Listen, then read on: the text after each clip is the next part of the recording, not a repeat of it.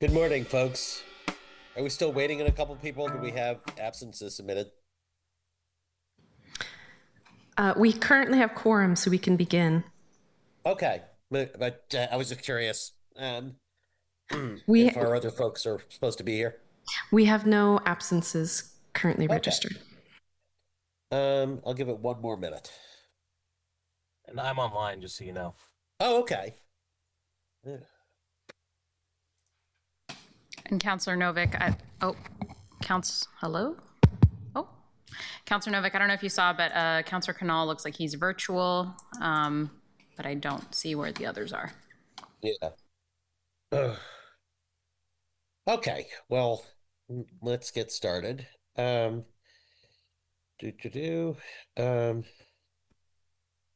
Good morning. I call the meeting of the Community and Public Safety Committee to order. It is Tuesday, April 7th at 9:30 a.m. Diana, could you please call the roll? Good morning. Canal, Present. Murillo, Here. Zimmerman, Here. Smith, Novick. Here.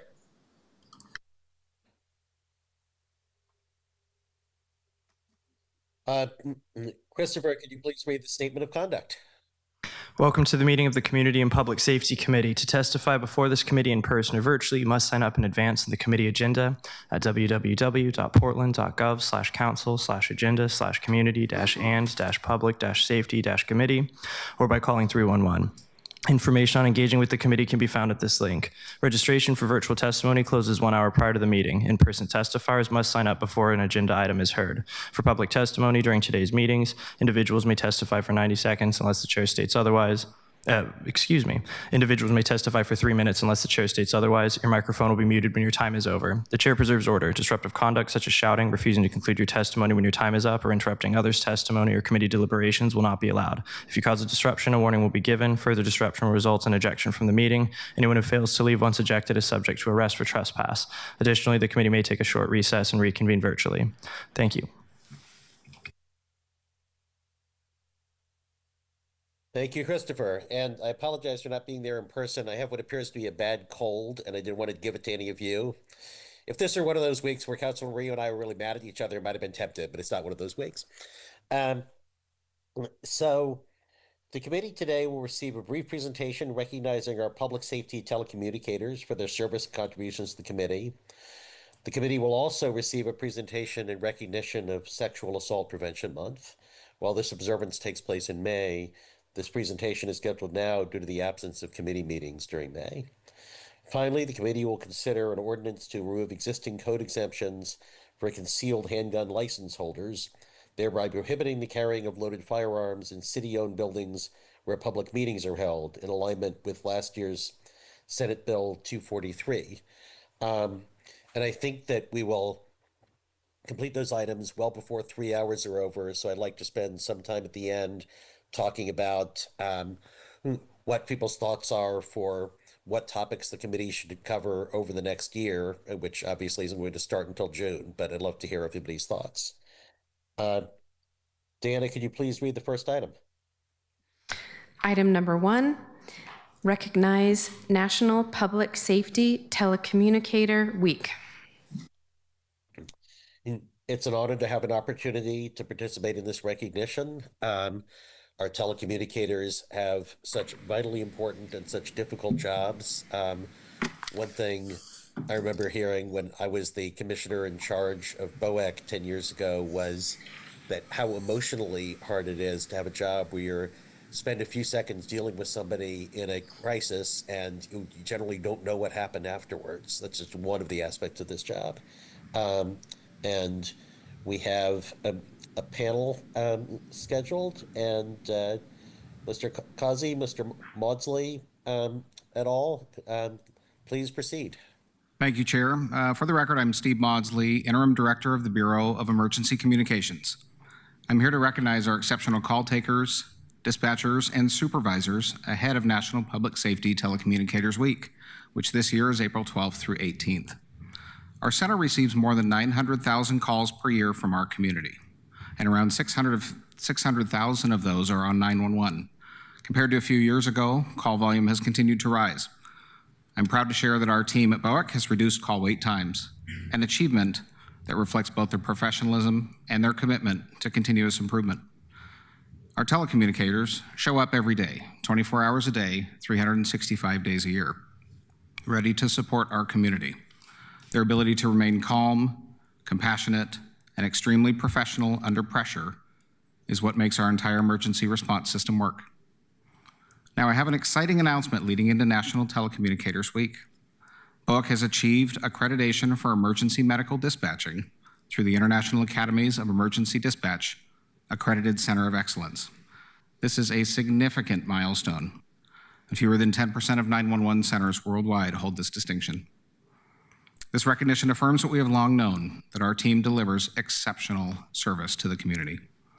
Uniquely positioned to provide service to all Portlanders and every community across Multnomah County.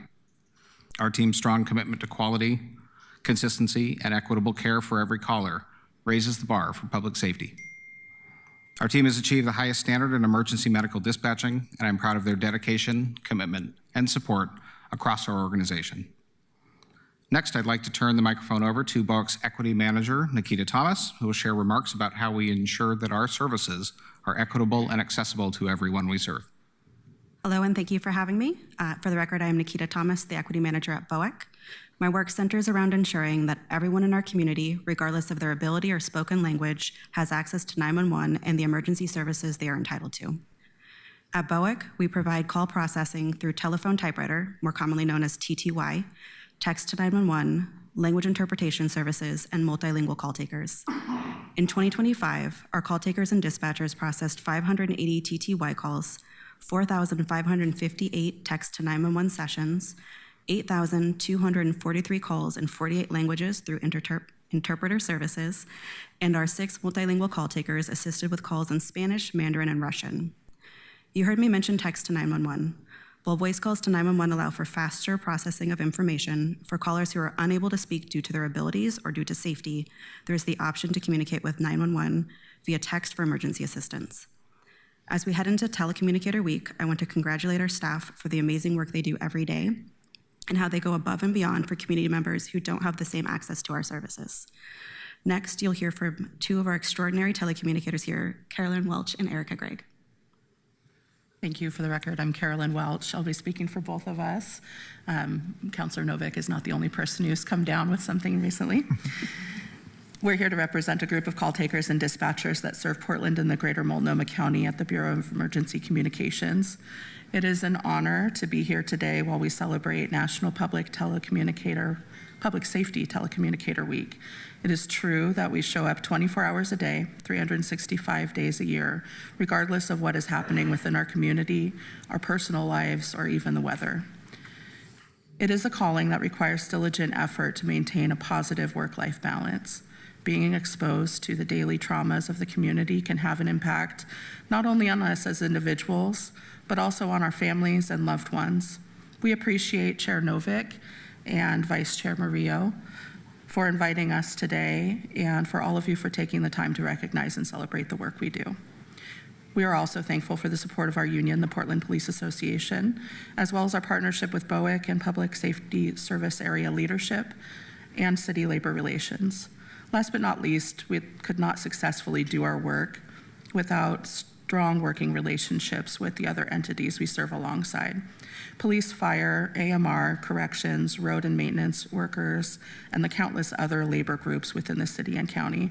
Once again, on behalf of our membership, thank you and happy Telecommunicator Week. I'm so proud of these folks. Good morning. For the record, I'm Bob Causey, Deputy City Administrator of Public Safety. Although I'm in a different role today than I was a year ago, I can see even more clearly that BOEC's call takers and dispatchers are truly our first responders. These professionals are the calm voice on someone's worst day. They serve our community with dedication, compassion, and professionalism, often under extremely challenging circumstances. What they do is foundational to our work across the public safety service area, and I'm incredibly grateful for their continued service to Portland and all of Multnomah County. Congratulations to BOEC for your hard-won achievement of accreditation in emergency medical dispatch from the International Academies of Emergency Dispatch. It seems like yesterday that we embarked on the ProQA journey. And I'm so proud of the BOEC team for literally proving to the world and to themselves that BOEC is a world-class public safety dispatch center. I knew it all along, and how fitting to gain this recognition in conjunction with National Public Safety Telecommunicators Week. I'll close by thanking our Bureau of Emergency Communications team for their life-impacting service and expressing to them and to our entire community, happy National Public Safety Telecommunicators Week. Thank you.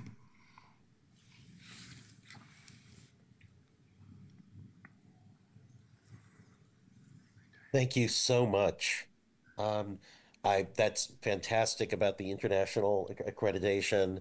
I was also happy to hear about text to 911. I remember when we implemented text to 911 something like 10 years ago, and it's an important option, not just for people who normally communicate by signing or writing rather than by speaking, but people who are in a dangerous situation, which may be more dangerous if their potential attacker heard them speaking.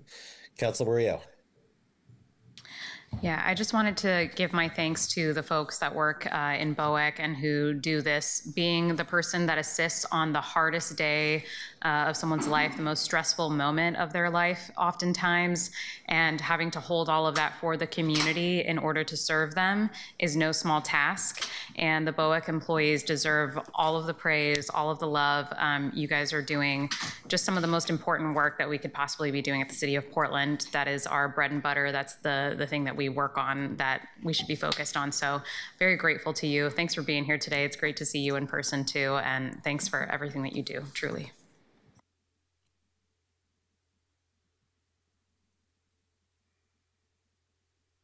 Any further remarks? Okay, I'm an old man, and so I tell stories over and over, and you've probably all heard this before, but I can't resist telling one story from when I was doing a sit-along out at BOEC, where I saw come across the machine a notation that said, cold beer run, Plaid Pantry, 122nd and something.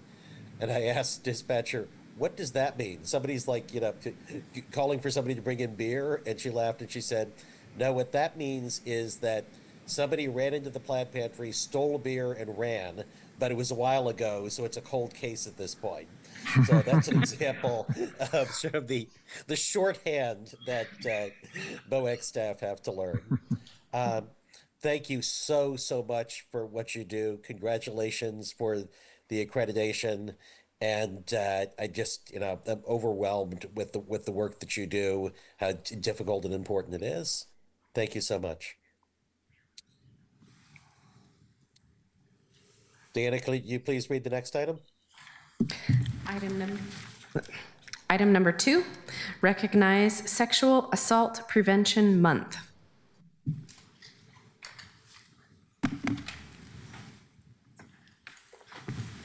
Again, Sexual Assault Prevention Month is officially May, but we wanted to recognize it this month because we don't have a committee meeting in May.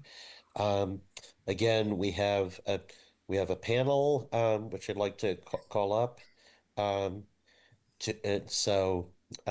Assuming people, I can't see, but assuming people are in place, please proceed. Good morning. For the record, I'm Bob Causey, DCA Public Safety. And April is Sexual Assault Awareness and Prevention Month.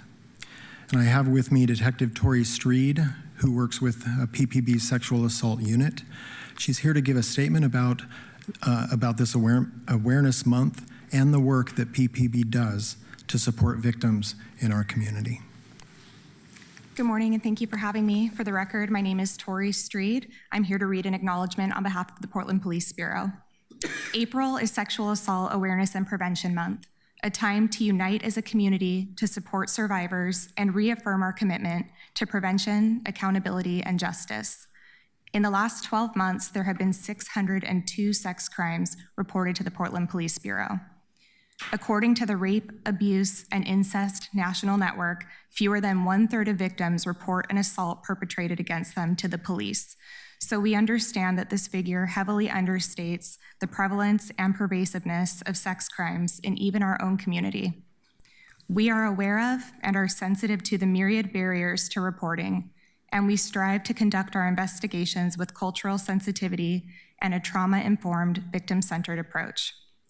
The Portland Police Bureau acknowledges and supports those impacted by sexual violence in all its forms. Sexual assault is a deeply personal crime, and every survivor deserves to be treated with respect and dignity and compassion. It is our mission to ensure that survivors feel safe seeking help. Whether or not a person is ready to report, we want you to know you have rights and there are resources available to you. Sexual assault investigations are most effective when approached through a multidisciplinary lens. These investigations involve collaborative efforts with partnering agencies, such as the Multnomah County District Attorney's Office, community-based organizations, the Department of Health and Human Services, and specialized healthcare providers. We work together to pursue accountability while also prioritizing comprehensive care for each survivor. This month and every month, we ask our community to stand with us. Sexual assault prevention is a shared responsibility. Support survivors, challenge harmful behaviors, and never hesitate to reach out if you or someone you know has experienced sexual violence. Help is available, and you are not alone. Thank you. Council Murillo. Thank you so much for being here to talk about this really important work. Really appreciate that overview. I was curious, how many rape kits does PPB currently have, and how many of them are tested, and how regularly is that done? Hi, my name is Jacob Clark. I'm the commander of the Detective Division for Portland Police. I don't have the specific number on how many kits we've taken in over the last year. I know we're up to date on all of the kits that we've received. So as soon as we get them, they're getting sent off. Oh, okay, that's great to hear. I feel like that's an issue you normally hear in other departments, so it's awesome that our police bureau is very on top of getting all of those tested. Oh, it was an issue for us years ago, but we got through that backlog. We've now fixed that whole process, so they get done really quickly. Awesome, thank you, appreciate Okay. that.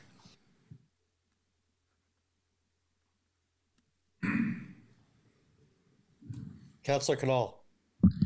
Thank you, Chair Novick. Thank you, everyone, for being here. I wanted to first appreciate the presentation. I'm going to guess they probably weren't available, but I'd also love to hear in the future about the work that's being done on the prevention side by Rose City Self-Defense from the service area, and just wanted to take the opportunity to shout them out for the work they do in empowerment self-defense training, which is, among many other reasons why this is a good idea, it also helps with the prevention of sexual assault and domestic violence.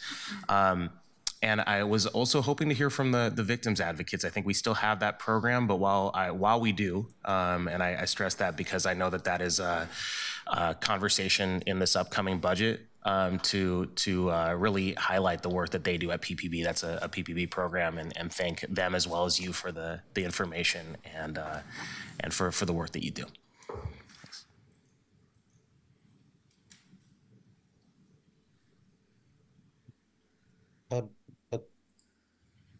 Putting myself in the queue, one question I have is, I know that it's a persistent national problem, the underreporting of sexual assaults. I was wondering, and this might be an impossible question to answer, but are there jurisdictions that think that they've done certain things, or maybe they haven't done certain things, but it's just happened, where victims of sexual assault are more likely to report? Is there any research on that? I'm not aware of any research on. I would hope it's been done, but I'm not personally aware of it.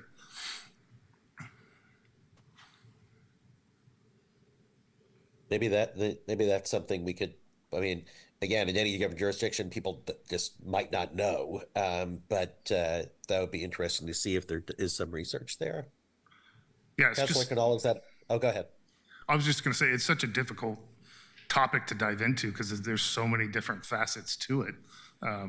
it's just such a personal crime that for people to be willing to share that kind of trauma with anybody just on the front end is a barrier. So yeah, it's a multifaceted issue for sure.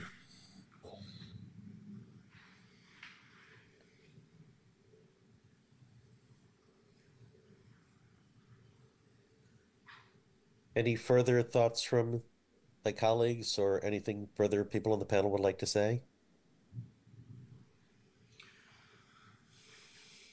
Thank you so much. We really appreciate you coming forward. And next year, I'd like to follow up on Councilor Canal's suggestion about other folks that we should have here at this time. Thank you. Thank you. Diana, could you please call the third item?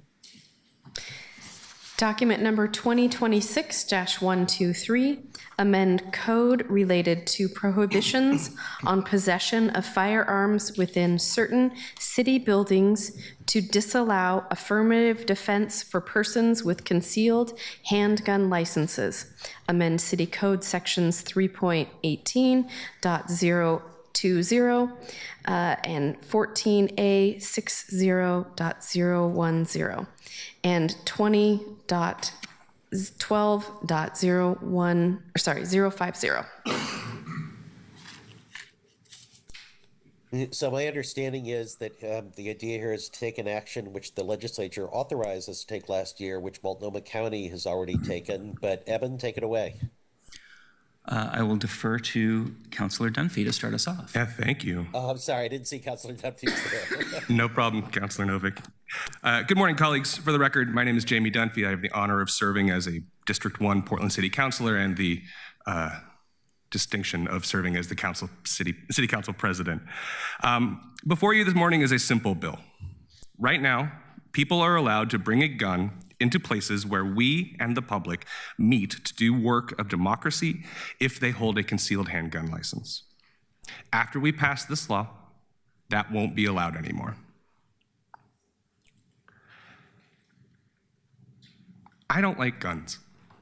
I started my career doing gang prevention in David Douglas School District, trying to prevent 14-year-olds from shooting each other. Guns have killed the children I worked with. Guns have turned arguments into funerals.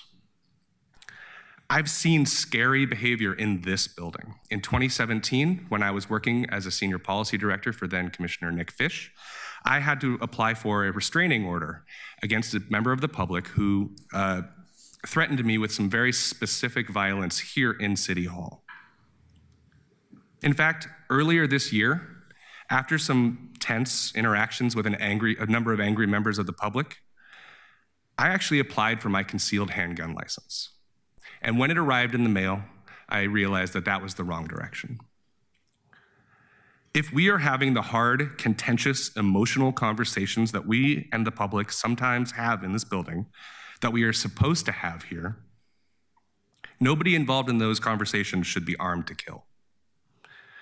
Earlier this year, protests were regularly shutting down our evening meetings. And at one of those meetings, both protesters and counter-protesters ended up in chambers shouting at us, but also at each other. And it disturbed me that someone in that room could legally be carrying a loaded gun. So my staff started asking around, has anyone been working in this city system on preventing concealed carry? And I found out that a lot of work had already been done. I want to extend my thank yous to the professional security staff here whose words first inspired me to look into this, to the facilities staff, the city attorneys, and everyone from the public safety service area for all the work that they have done. Councilor Canal, I want to thank you for reaching out to potentially co-sponsor this. I would be very happy to share the load. And I want to extend a thank you to City Administrator Lee. While this item has not been co-introduced by Mayor Wilson, it is a work of the administrative branch, and I'm deeply appreciative for the opportunity to carry it forward. My policy advisor, Eben Hoffer, is here to walk us through a small presentation to explain some of the background of this and how it will be implemented. Eben? All right, Chair Novick, members of the committee. For the record, my name is Eben Jundef Hoffer, policy advisor for Councilor Dunphy. This will be a quick presentation. Guns in public buildings. So as discussed, unless you have an official job that requires carrying a gun, you cannot bring a gun into a public meeting in Portland unless that is a licensed concealed handgun. In 2025, the state legislature passed a bill that allowed localities to choose should those concealed handguns be allowed in public buildings where public meetings are held or not. In November of last year, Multnomah County chose to disallow that, and we believe that Portland should do the same. So that's SB 243, as Councilor Novick said, signed on July 24th and in effect as of September. It allows city and local governments to ban concealed carry weapons in such buildings.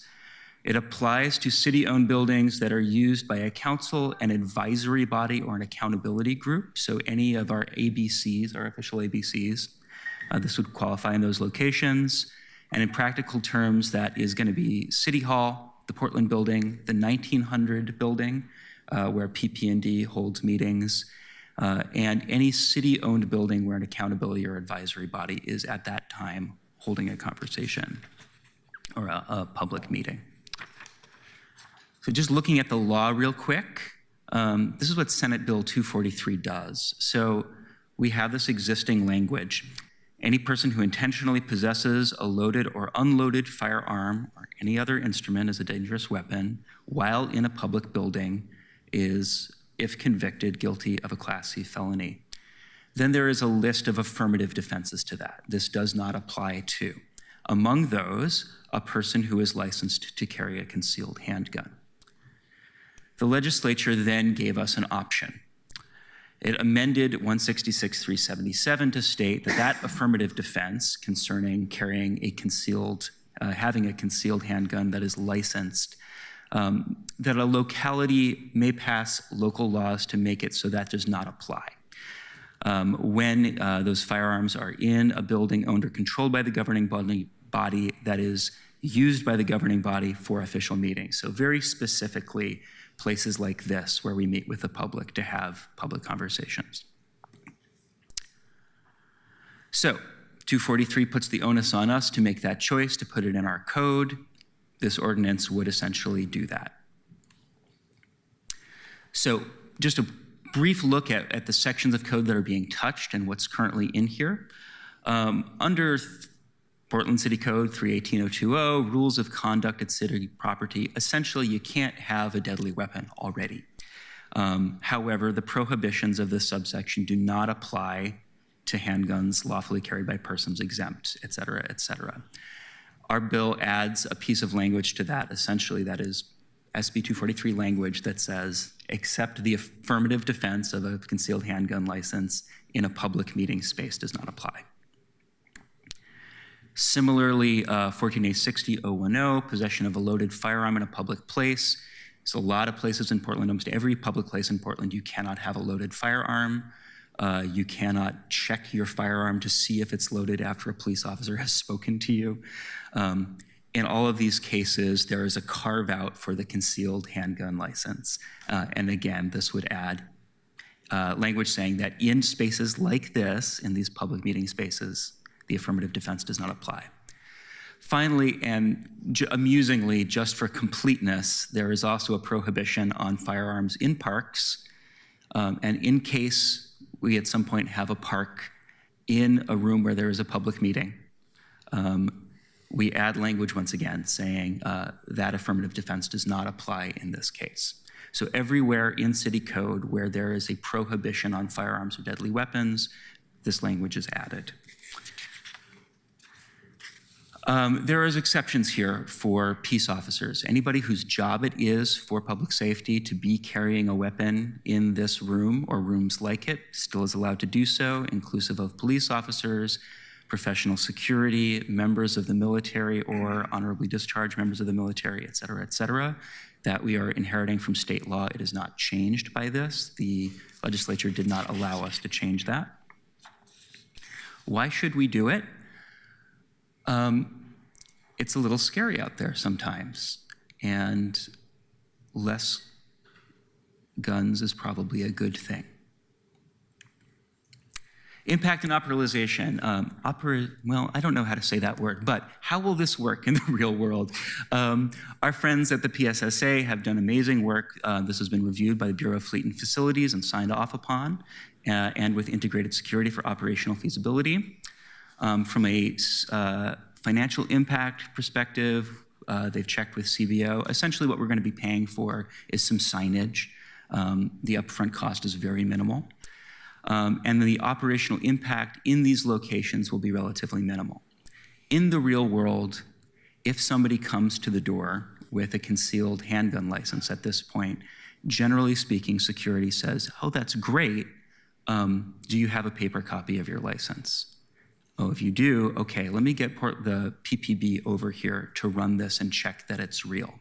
There's a series of delay tactics that can be used to ensure that the firearm is not entering the building in a timely and a quick way.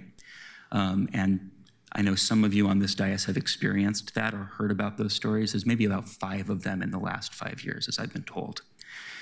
In this case, basically the difference is rather than going through that process, you can just say, no, you can't bring that in, I'm sorry. So it's a little bit clearer, a little bit more operationalizable, there we go, and direct. So the practical impacts on our world will be signage and a straightforward, pragmatic, and legally defensible means to ensure that all persons entering city spaces to engage in civic discourse check their deadly weapons at the door. Available for questions, we have folks from the staff. Linda Law up in the city attorney's office is upstairs, but is happy to come down and speak with us. Fleet and Facilities, Security, and of course, PSSA. And that's our presentation. Thank you.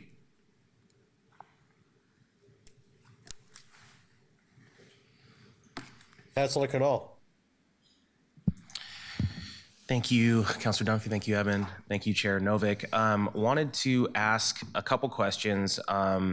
First, and thank you, the PSSA, for helping develop this. I know we'd been working on something in this space, and you were much further ahead along on it, so I'm very happy to be able to support this.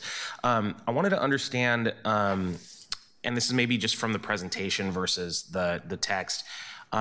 This is any park or building, I guess, where the governing body meets, not only during the time it's meeting, correct? Correct. The 3 buildings that our city controlled, the 1900 building, the Portland building, and this building, that is at all times. However, I would need to defer to PSSA on the exact function of how that will work in city-controlled buildings where ABCs may meet at specific times. Hi, Bree Braun, for the record, legislative analyst for the Public Safety Service area. This is a question that Linda Law from the City Attorney's Office may also be able to weigh in on, but it is our understanding that there is something of like a transient space for where this will apply. The language in SB 243 that specifically narrows it to city-owned buildings where the governing body meets for official meetings is so narrow that it almost always will apply to City Hall. And it will almost always apply to the Portland building. It will almost always apply to the 1900 building. The other spaces where advisory bodies may meet, that governing body language also applies to them. So it will, on an ad hoc basis, apply to the locations where they host their meetings during the time that their meetings are taking place. Okay, and then the related, I guess, question is this would apply if the list of buildings should change, right? Because, and I'll be very specific, the Community Board for Police Accountability is certainly a part of this. It's a governing body. It has not determined where it's going to be. So I'm seeing nods, just for the record, in there. City leased buildings are not explicitly called out in the presentation. Can you speak to that piece? The language of SB 243 is city-owned and operated. So if the city operates that space, then it would fall under the purview of this ordinance. So those are 2 distinct things, not city-owned and operated, but city-owned and city city-operated. Okay, and so that would mean if we are the only tenant of a building, it would be included? If it is a location where the governing body has official meetings, yes. Okay. For clarity, Councilor Canal, the language is owned or controlled by the governing body, that is used by the governing body for official meetings. So if the building is controlled, and there may be some flexibility on that definition, of course, but a sole use lease certainly would seem to apply. And Linda Law from the City Attorney's Office is available if you would like to get into the nuance of that language. That's sufficient. I think in terms of understanding the confirmation, I would love to get out of the practice of leasing space, not only from ourselves, but we have a lot of city-owned property as well that we can utilize a lot of the time, and sometimes it's not efficiently used around the city. So might be worth looking at that separately, but if it's controlled is sufficient. I'm reading the 243 language. Thank you for the quote. Was looking for leased, not controlled there. The last question I had related to, in the presentation, it says, I think it's slide 2, it talks about unless you have an official job that requires a gun, but it also talks about people who are retired. Can you speak to that? Yes, Councillor Canal. So my theatrical turn of phrase there at the beginning of the presentation may have led you astray. So an official job that requires a gun in this somewhat florid retelling of the case, if we look further into the presentation, I believe on page 11, I believe. 11. Yes. So, and again, this is inheriting from state law. So a police officer or other duly appointed peace officers, whether active or honorably retired, may carry firearms. So just clarifying, you're saying that the state law does not allow us to prevent retired from carrying? That is my understanding, and I would defer to the city attorney on that case. I see a nod, so yes. Seeing a nod, okay, Yeah. thank you. I will say that this does not affect my support for this because it is a state law, but it's profoundly disappointing, and I want to take the opportunity to tell the state to fix that. I don't know if it's true for everybody, but for those who don't know, if you get elected to office, you do occasionally get a death threat. I will tell you that for at least a certain political persuasion, often those death threat, the people making them, it does occasionally overlap with that particular population. And so it's not an official job that requires a gun to be retired. And I would love to look at that being an option that the cities have before them in the future and not be preempted from it. So it's a local control issue primarily, but I wanted to mention it while I'm here. And I'm going to guess that also relates to the last question I had, which was, it talks about inspection and being required to allow the inspection of, I think it's inspection, that's not the exact word, pulling it up here. If you have a citation of what you're looking at, that may be helpful. Yeah, it's in your exhibits. It's in, it is inspect. It's in Exhibit C, or sorry, Exhibit B, 14A 6010 Part D.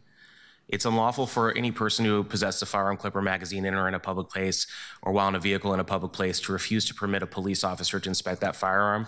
Does that apply exclusively to PPB? Or would it also include county, state, federal officers as well? Again, attorney law, the language here is police officer and not peace officer, so I'm not 100% certain in the context of Title 14, but maybe you can speak to that? So we're looking at 14A 60010, subsection D here. Good morning, Linda Law here from the City Attorney's Office. This is the language from the current code. And because our current code applies to the city, we reference our own officers. But generally, under state law, it's the peace officer. So if Multnomah County sheriffs come in, they can examine it as well. And I'm less concerned about the county or even the state. Can federal officers use this? I would have to check the definition of peace officer in the state law. It would be, I believe, 380, examination of firearm by peace officer in the state of Oregon. Okay. Thank you. There's a lot of 166 is a very long chapter, so thank you for the particular citation. Okay, but either way, it's a state issue, not something that we're able to affect here. Okay, thank you for the clarification. Thank you, Chair Novick. Councillor Smith. Thank you, Mr. Chair. Question, Councillor Dunphy. We had a District 1 town hall meeting at ERCO. And I'm trying to figure out, would this, since it is a town hall meeting with District 1 councilors, would this particular law cover going into ERCO? No. This would not apply to situations where we are out in the public outside of buildings that we control. This would be limited to specifically the physical location that is used by the governing body for official meetings only. So that's not enough. It has to be enough. What you call an official meeting. It can't be an outreach meeting. Right. Yes. We wouldn't be able to apply this to any of our district level meetings or anything outside of a building where we are formally meeting to do the people's business. Thank you. I appreciate you bringing this forward. Like you, on February 18th, I was really afraid in this chambers, and knowing that there could be some people with concealed weapon permits in here, it also raised my anxiety in a space where I'm supposed to do a job for the public. So I appreciate you bringing this forward. And we may have to figure out some other ways, because if we're all, I know there's some conversations about having our official meetings out in the community. And we may need to do some things to update it so that those meetings, if we do have a full council meeting at ERCO, which there are meetings that have been had there, that we need to update that. Yeah, absolutely. I think that there's more work to be done. This is a small step right now to ensure not only safety of elected officials and their staff, but also ensure safety of the public who just want to come and seek redress from their government. We need to make sure that we are being very serious about safety at all interactions with this and not taking this lightly. So that's right. Absolutely. I would love to work with anybody on this committee on future refinements to make it so that we can guarantee that. I'd love to work with you on it. Because I don't want folks also to think that we're trying to take their First and Second Amendment rights away. Sure. There are some clear things that have happened in this city and across the nation around political violence, and it is becoming more and more scary, yes, eerie, and it's unfortunate people have died who have sat in our seats. And so thank you for doing this. Thank you. Councilor Zimmerman? Thank you, Chair. So, Eben, I want to go to your exceptions for officers slide. I think it's slide 11. In your remarks, you said that members of the military who are honorably discharged, that this wouldn't affect them. And I want to clarify. As I read all of the ordinances and as I read all the ORSs, that is actually not the case. You are correct, Counselor. I misspoke. Honorably retired police officers may carry, but discharged military may not. It's only members of the military in performance of an official duty. Official duties, Thank you for catching that. So, and I just want to say it for a clarifying reason. So, for almost all of the reasons that Councilor Smith said she likes this are the reasons why I don't like this. I think this is a strange way to go about trying to prevent guns in a chamber, for instance. And I just want to go over, I was pleased, Council President, to hear that you had applied for your concealed carry permit. So it means that my question about do you understand what it takes to get a concealed carry permit is probably answered by that. But for some record here, this is pulled in terms of what it takes to get one in Multnomah County. Must be a U.S. citizen, or there's some other documentation there, 21 years of age, must reside in the county, have no legal condition that would prohibit you from possessing a firearm under Oregon or federal law, have no outstanding warrant for your arrest, if you served in the armed forces and were not dishonorably discharged, not to be an unlawful user of or addicted to a controlled substance, excluding marijuana, not to be in any form of pretrial release, not to be required to register as a sex offender in any state, no convictions of a misdemeanor or found guilty of a misdemeanor within 4 years prior to the application, not been ever convicted of a felony or found guilty except for insanity of a felony, completes one of the following courses, and I'll save the folks from reading it, but it lists a host of firearm safety courses, hunter safety courses, exceptions. I'll say for me, I've both used the firearm safety course that I've taken, but also my 20 plus years of being certified with a weapon in the military as reasons that my concealed license has been always granted.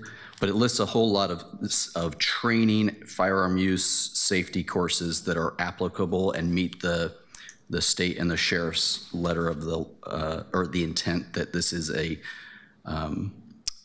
person who is not just buying one because they heard about a gun, but they've actually gone through a course to understand it.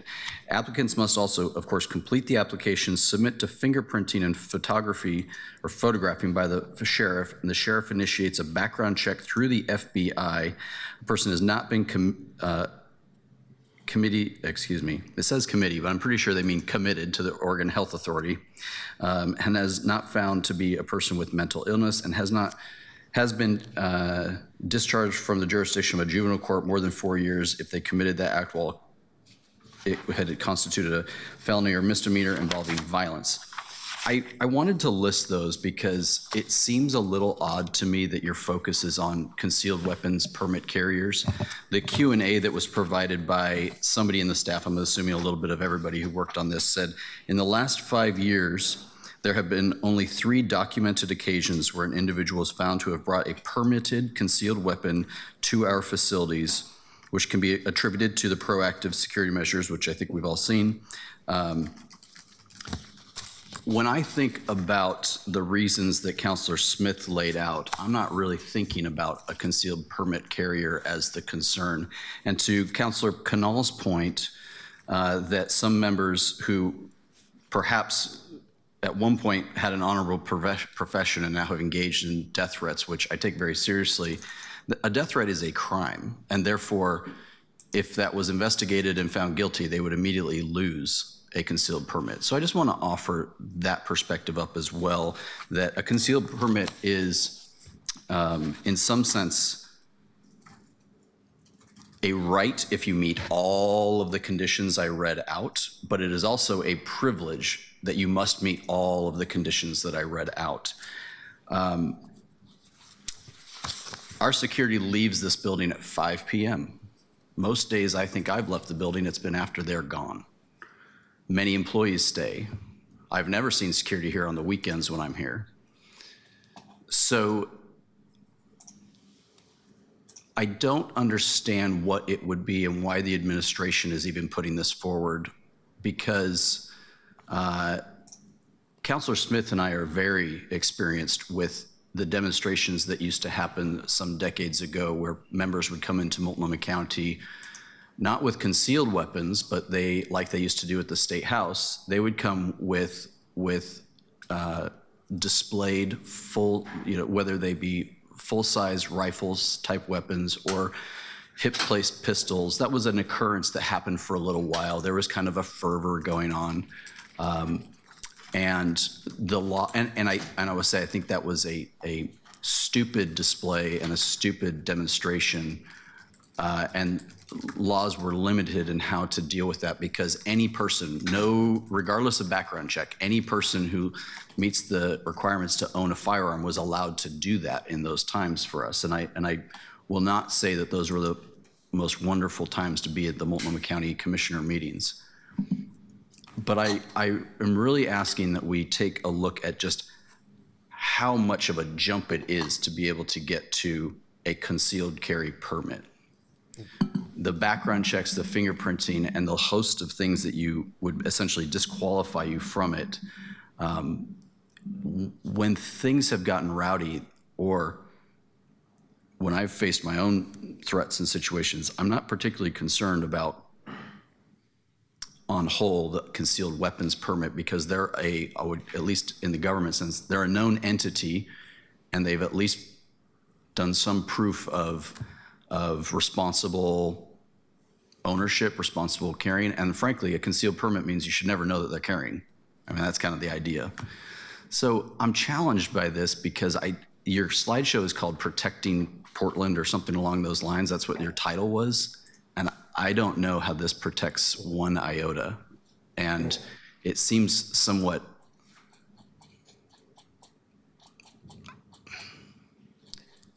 I guess I get what I would love to hear from the sponsor is your motivation in terms of why concealed permit carriers are your concern. Because I mean, you went through it, you get it. Yeah. And I will say, I have a record of writing, for additional gun regulations, been hosted as an op-ed in the Oregonian for that. There's a lot of my life where I believe it, but the concealed weapon permit for me is one of those areas where I'm not seeing the connective tissue why this will accomplish what I think you're telling us you think it will accomplish. Sure. Thank you, Councilor. May I? Councilors, may I was thinking of this as the sort of technical questions portion of the discussion, and we seem to have gone into sort of discussion of the merits. And what I'd like to do is give people signed up for public testimony a chance to testify before we go further, unless anybody has any amendments they plan to propose, in which case I'd like folks to identify those so that whoever testifies has an opportunity to respond to that. Okay, sorry, Chair. I didn't realize we had testimony signed up. So, Councilor Dunphy, those are not technical. I'll wait on that. I will come back and answer. Thanks. Thank you. So does anybody have any potential amendments? Hearing none, Deanna, could we proceed to public testimony? Certainly. We have one person signed up, Councillor Mitch Green. You're welcome to start your testimony. Thank you, Diana. Thank you, Chair Novick. Thank you, Vice Chair Murillo, and members of the committee. For the record, my name is Mitch Green, and I am going to be trying to use these committees as a place to testify and provide my feedback on stuff before it gets to the full council. So this is one of those examples. I'm supporting this legislation with changes. I'm supporting it because broadly I do think I think it offers a control that we can have some measure of control around the risks that enter this building. Councilor Zimmerman, all of your arguments are valid. I think about those as well. It is very difficult to get a concealed carry license. I think the thing I worry about is what is our risk tolerance, because there's no real-time assurance that that person, once validated, will not become unhinged or will not become a threat. And that's just a sort of trade-off we always make in society around community safety and individual liberty, and that's a thing. But what this body is going to contemplate is whether or not we want to accept that risk for not only ourselves, but other members of the community that are in chambers. And so for that reason, I do think it's a reasonable thing to do. I worry about the person who snaps one day and decides that they've had enough of the people disrupting our meetings and then comes in not to target me, but to target someone who's a protester in this building. I don't want them to face that risk. I do have an issue with one piece in Exhibit C, which seems to expand into the discussion of the parks, which is not really about the affirmative defense piece in ORS, but really becomes about adding more named and enumerated prohibited objects. Particularly, I'm concerned that if we include mace and pepper mace in the list of prohibited objects, that we are losing the distinction here that matters. Like, we want to prohibit objects that are very obviously weapons and very purposely built to be a weapon. I don't view mace and pepper mace as as an object that is built to be a weapon. I know that there are some people in our community that have used it in that way, but I also know that it's an important piece of the self-defense, low lethality sort of suite of options people have, and I want people to be able to feel safe in our parks at any time of the day. And so I would please urge the committee to consider amending out the inclusion of mace and pepper mace, or consider some other creative solution to condition that, because as it stands, I'll have a difficult time supporting that at the full council if those words are included. I yield the 13 seconds of my time. Thanks.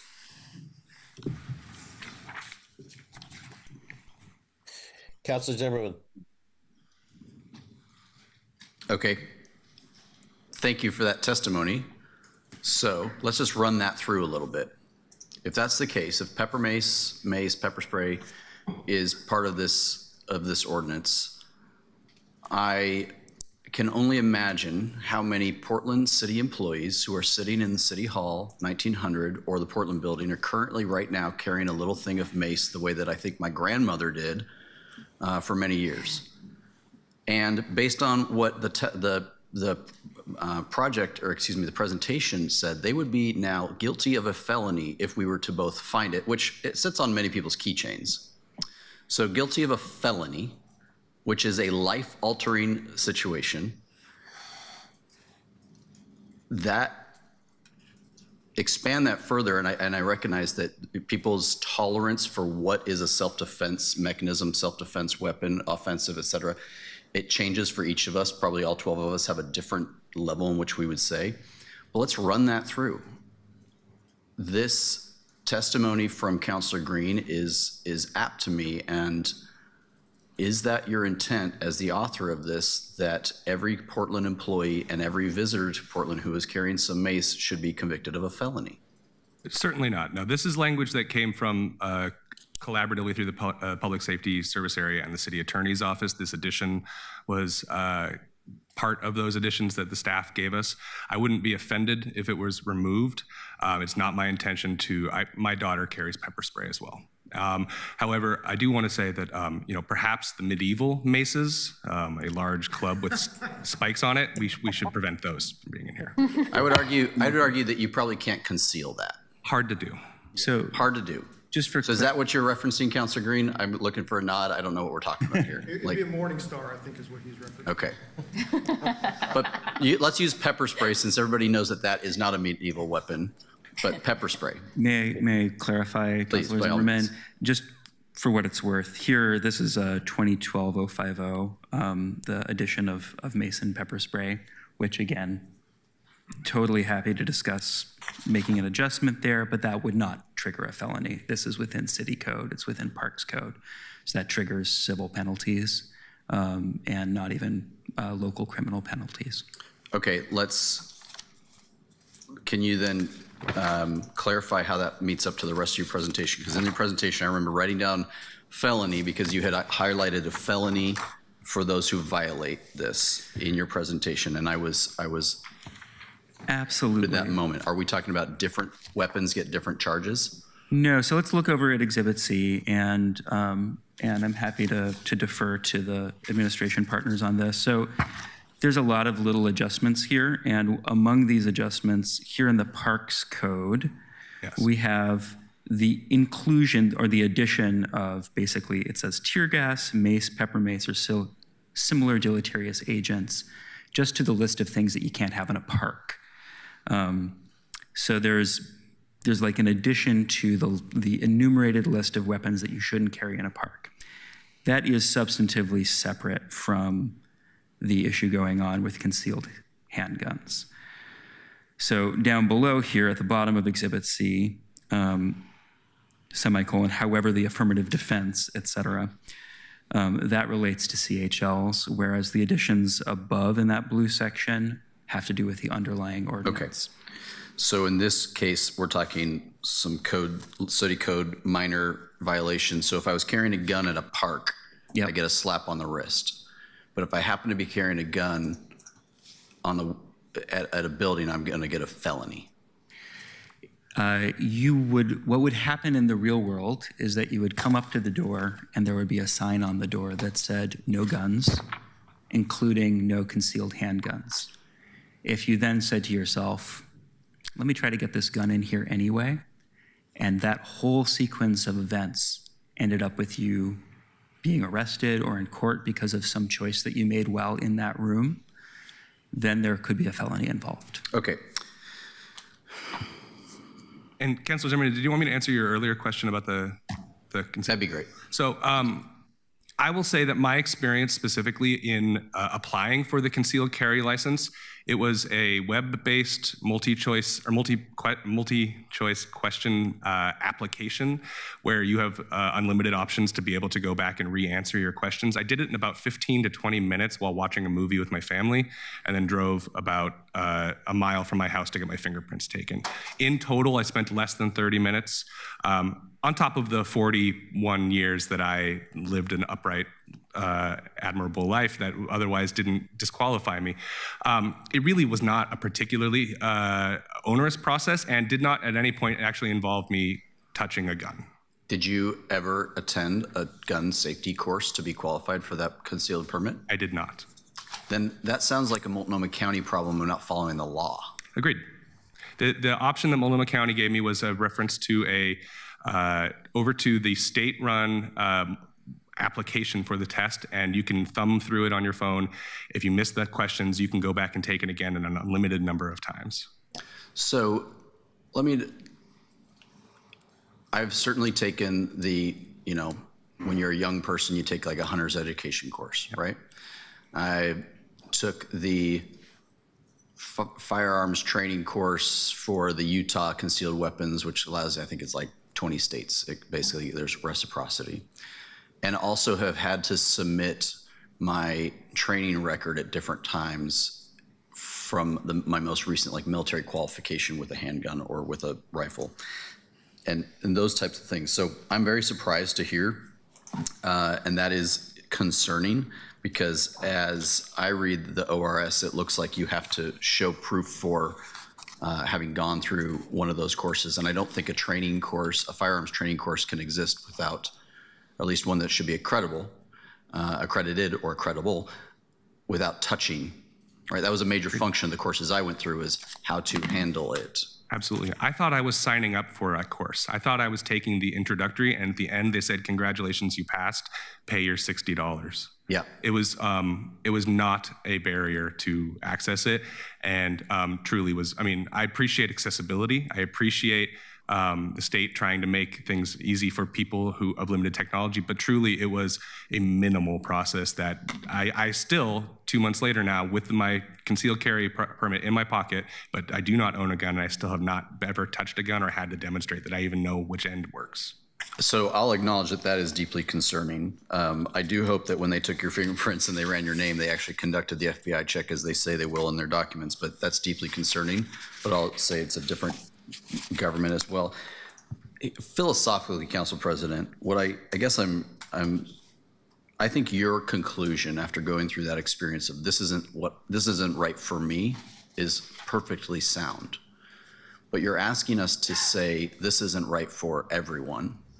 And I'm not sure that we can be in the position to say this isn't for everyone, because you're introducing, similar to the mace or the pepper spray question, you're introducing this challenge, an operational challenge for the hours when somebody is coming to work or leaving work and they're not, quote, in the building. You're presenting a challenge there that kind of seems like we just want to ignore that part of life exists. Like when you leave your front door until the time you get to the place of business, and then when you leave the place of business and get to your front door, that then you're allowed to carry this thing or have this concealed permit, and we're like, yeah, you're a law-abiding citizen, do your thing, but not during the 8 hours you're at work.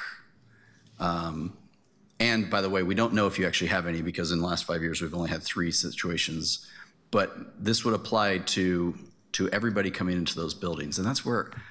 Why does your determination mean that everybody should have the same determination, right? Your threat posture is different than anyone else's, and we all have our own in how we deal with it. Why is yours the one that should prevail here? I mean, ultimately, that is why I'm before the committee, asking for my duly elected representatives to also weigh in on this and choose whether or not. This is my best bet. We have narrowed the number of situations historically to where a public employee may interface with a member of the public with a gun.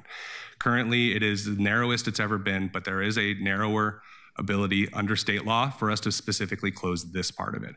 If this committee chooses that this is not the direction to go, that is absolutely our prerogative. In my estimation, based on my life experience, both in doing gang prevention with guns and having applied for this concealed carry, and my responsibility to all of us as council president, my judgment led me to this position, to saying that I think that this is the small step forward that we could do to ensure some level of safety. I don't think it's going to be the panacea that keeps us safe. I think that there will always be opportunities for people who intend us harm to find us and do that. This is both about protecting us as elected officials, but also the staff and the public, in my opinion, for when they come here expecting to yell at us about potholes or whatever the issue might be of the day, that those passions don't then also facilitate violence. And if that is not the position that this council or this committee and the broad council agree with, I can certainly accept that. But this is my attempt to try. I appreciate it. And I'll wrap up here. I appreciate that. To me, it looks like y'all have gone through a lot of thought on this, and that this has been a deliberate rather than a reactionary kind of process. I'm left with the question of, do you really think that anybody who's intent on doing violence is going to follow the law? And for me, that answer is no. And then the subtext to that is, but we're asking people who could be the subject of that violence to follow the law when we know the people who are going to do violence are not going to follow the law. And I don't think this will actually do one thing to make anybody safer. And that's the real concern here. I think we're actually eliminating other potential recourses for people who are in a variety of different situations, because this is the thing of the era right now. We want to talk about concealed permit carriers, I guess. But appreciate, Evan, great presentation. It was easy to follow. I understand the differences. Thank you for that, Council President. Thank you for getting into a philosophical discussion, because I think that's a lot of what this is. Yeah. And I'm disheartened to hear that the Multnomah County Sheriff did not, as far as I can tell, follow what is the expectation for the processing and permitting in a shall state like this. So that's too bad. Thank you. Thank you, Councilor. And Councilor, I just want to add, when I was at Portland State University, I was taught as a political science class that, and maybe the teacher was being a bit glib, but they said 75% of people don't need a law in order to do what's right, and 10% of people will never do what's right regardless of the law. So we govern for the 15%.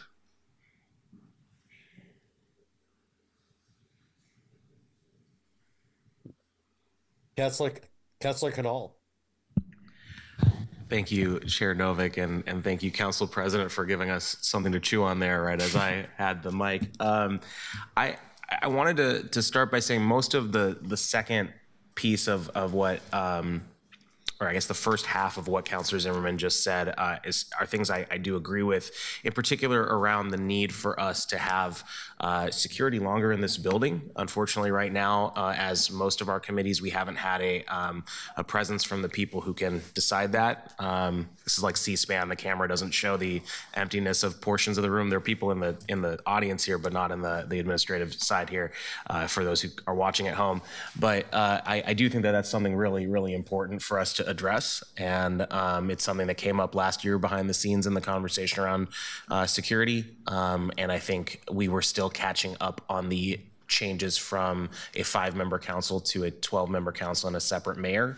And that's what we were able to achieve. But now we need to do that next step in this year's budget. As it relates to the rest of the conversation, I think it's whether or not this prevents the first thing is an important question. Whether it removes the affirmative defense after the fact is a separate and also important question that may both have a direct answer in terms of does it actually help us holding a person accountable after the fact, but also does it help prevent the next the recurrence. A lot of what we do after the fact, and this is why investigations are so important with PPB, right? It still happened after the original allegation of a crime or alleged crime occurred, but it might prevent the next thing.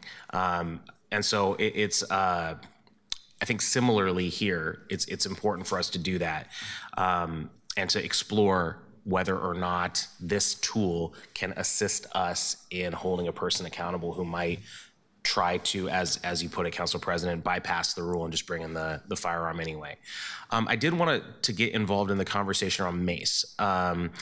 The Exhibit A shows that this is already in the code for buildings, and it appears to have been copied and pasted from this is Exhibit A 31820 Part B6. It's in the list, and it appears that the change has been to make Exhibit C down at the bottom 2012-50 identical to the above. I do see the purpose of trying to align those. I also agree that we should not prevent this particular tool from being used. I agree with both Councilors Green and Zimmerman on that. And so that might be something worth doing in both cases, because I'm concerned that we might already have a challenge here.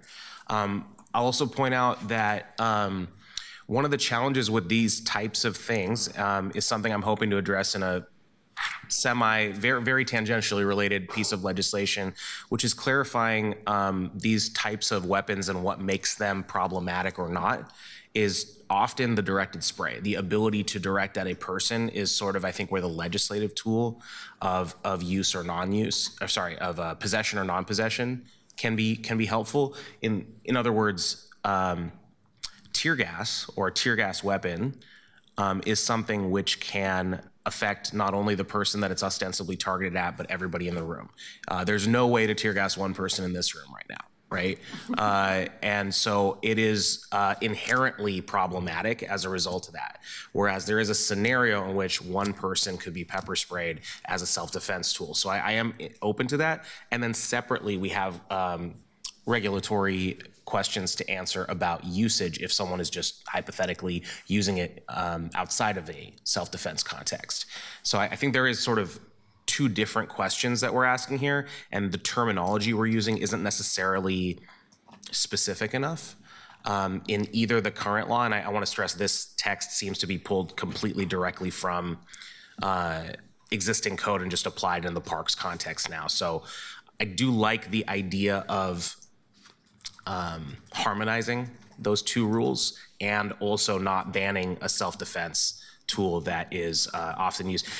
It's kind of ironic that this conversation is happening today in this committee, given that we just had a conversation about sexual assault prevention as well, I should note, because that is often, and should be mentioned, often one of the contexts in which people carry mace or pepper spray.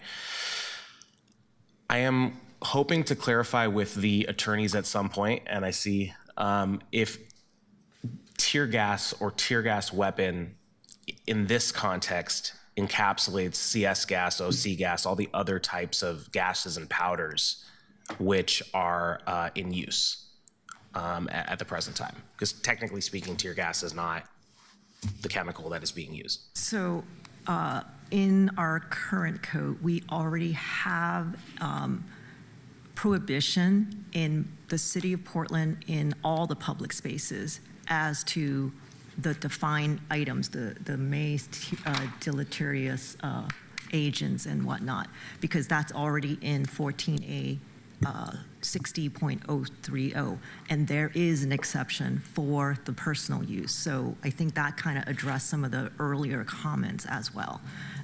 In terms of the OC agent, I don't have the information on that, but I think it's what you all been discussing in prior council sessions in that respect. So this definition is the reference that's being used here in violation of 14A 6030. Right. I think that answers my question around CS, OC, all the other items. I also think, given that it is actually one term, tear gas, comma, mace, comma, pepper mace, comma, or similar deleterious agent is one term as defined. There's a separate term as defined, which is tear gas weapon. And so its insertion in there, we might need to just make that clear, but I think that clarifies. Insofar as personal use goes, it allows for tear gas, actually. I'm a little... It is unlawful for any person, corporation, or association to offer for sale, sell, furnish, transport, carry, possess, or use within the city limits any tear gas weapon or stun gun. This does not apply, blah, blah, blah. And then there's 7 lists down here, and 6 and 7 relate to tear gas as an aerosol tube, from an aerosol tube, as a self-defense weapon. And then separately a stun gun for the purpose of self-defense. Maybe we need to dig into that as it relates to the gas versus the weapon. There's a distinction in the earlier section that I just want to clarify. And I won't go through this line by line here on the dais, but I am curious about that because it is, I think, a potential inadvertent interpretation might come out of this if we're not clear on that. I'm not sure if I'm making sense, so I will wait. Absolutely. Councilor follow Cannell, up offline. I'd say that you're asking really good questions about ensuring that we don't take away the legitimate ability of people to defend themselves from attack while seeking the sort of clarification and unification of language that's being done here. We have not thought hard enough about that and looked at the code to see where we can close those gaps, use those definitions to ensure that people can do what they need to do. So we'd absolutely be happy to work with you, anybody else on this committee, about truing up that language, find a solution moving forward, or just ensure that this is doing what we think it's doing. That's really important and worth the time. Sorry, I didn't know if Linda Law, if you wanted to say anything. Oh, no. Okay. Sorry, not to put you on the spot. No, I think, in my opinion, I think there's a lot of code sections that council can probably review and look and do a refresh. Oh, I bet. Thank you for that. The last question I wanted to ask is, does this fall into the general framework? And this would not be something you're changing, but just do these sections of code that are referenced in A, B, and C, exhibits A, B, and C, fall under the general penalty provisions, or are there specific penalties elsewhere? Because your exhibits just excerpt the part you're changing, or does this fall under the general 1.01.110? General stuff. Yeah. Okay, thank you very much. Do you guys need me? Okay. So one thing I wanted to mention is that although I think Councilor Zimmerman is right that people with concealed carry permits are not like uniquely dangerous, they do occasionally use guns in unfortunate matters. The Violence Policy Center says that since 2007, there have been more than 2,500 non-self-defense deaths involving concealed carry killers since 2007. And although a substantial percentage of those are victims of suicide, a substantial percentage are not. I also wanted to note, in response to President Dunphy's comment about medieval maces, that I'm actually not entirely sure that that's not what the code refers to, because there are a couple of references to what I thought of as rather archaic weapons, including dirks, which I think of as things carried by 17th century pirates, and saps, which I think of as being carried by either police or organized crime figures in the 1930s. So there are at least some archaic weapons that are covered. One thing I just want to clarify again, we are not, other than in the case of parks, this legislation would not further restrict or criminalize the use of things such as mace or pepper mace. Is that correct? That is my understanding, yes. Okay. Councilor Maria. Thank you, Chair Novick. Thank you both so much for this presentation today. This is, I think, a really fruitful discussion. Just to start us off with the mace thing, if you're open to having it removed, I would also like for it to be removed. I just think as a young woman, if I were to go on a run in a park, I would simply not do that without mace. I think we would need like minimum protection in that case, and that's what I would feel most comfortable with. I think most of the young women that I speak with would also argue that they're not going to go on a walk in a park by themselves without some mace or something like that. And I find myself agreeing with a lot of Councilor Zimmerman's points around concealed carry. Although I've had the same experience as you had, I haven't finished getting my concealed carry license, but I looked into what does it actually take to do that, and it was an online thing. You do get to do it as many times as you'd like, which you learn through the process of repeating those questions, but the fact that you can do it in about 30 minutes and then just go get fingerprinted and all of that and have it be done is pretty wild, how easy it is.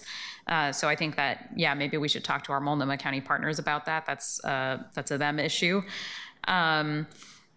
But I think something that I always come back to, especially with the parks portion of this, is I honestly think about the 2022 Normandale shooting. And for folks who don't remember what happened at that time, there was a group of community advocates that were holding a vigil for Patrick Kimmons, a 27-year-old Black man that was killed by police. And while they were holding that vigil, a white supremacist came to the park. He was flagged as a white supremacist and a potential threat for many, many years by the FBI. He came into the park with a gun. He tried to do a mass shooting. He ended up killing some of our community members, injuring others. And it was a protester at the vigil who was trained in firearm safety that ended up shooting that white supremacist, which stopped him, I believe, from doing a mass shooting in that park. And that is a very real thing that happened in our community. I know people who were there personally. And frankly, if that protester who was there holding the vigil hadn't been there with a license, with training, prepared to handle that situation, I think it could have ended up a lot differently. And I don't say that to perpetuate the myth that a good guy with a gun is going to resolve every issue and that we should have a Rambo-style justice system where people just take matters into their own hands. But that is a very real thing that happened in our community. And I do share the concern that a radicalized white supremacist who wants to kill people who are holding a vigil for a Black man killed by police is not going to care that there is a law to stop him from carrying that gun in the park. It will probably stop those people who are holding the vigil. And so I do wonder about the practical application of this. I think for City Hall, it makes perfect sense for a building like this when we have people coming in and testifying, and things can get escalated in this space. And we have more ways to check if someone has a gun or a concealed carry. Like I know when people are downstairs, even right now, if they have a concealed carry permit, our security will run it and make sure that that's actually up to date, verify it, all of those things, so someone can't just come in pretty easily with it. But I think if we expand that to other situations, I'm not sure how this ends up working out practically. And so, sorry, I think I didn't mean to make it so heavy, but the Normandale shooting is something that I just think about a lot because I know some of the people that were there, and I'm not sure how if a situation like that were to happen again, which I think is very likely to happen again, just because of the political landscape that we're facing right now, I'm not sure how this would harm or help that situation. You absolutely raised some valid points. The definitions currently under our existing code limit the opportunities for carrying a gun in parks. The specific language here that we are updating as it pertains to guns or as it pertains to parks rather, is updating the definitions so that they're aligned. And primarily the purpose of this is to focus on places where public meetings happen. I don't believe that this would put additional restrictions on people's in a park outside of an official meeting. Gotcha. That's my understanding. Okay. And so for clarity, I think part of what Councilor Smith had asked earlier was Say we're hosting a public meeting in the 1900 building, it would apply there. Or if we're using, say we hold, I don't know, a meeting at a non-city owned building, but we are having a council meeting there for like one of our budget hearings for something. Does that mean it applies there for the time that we are holding that meeting? It would not. The threshold is quorum for us as a body. So if we were having an official meeting in that capacity, as an official meeting of the city government, it could. But for a budget hearing, if we are under the quorum limitations and we don't actually control that building, if we held it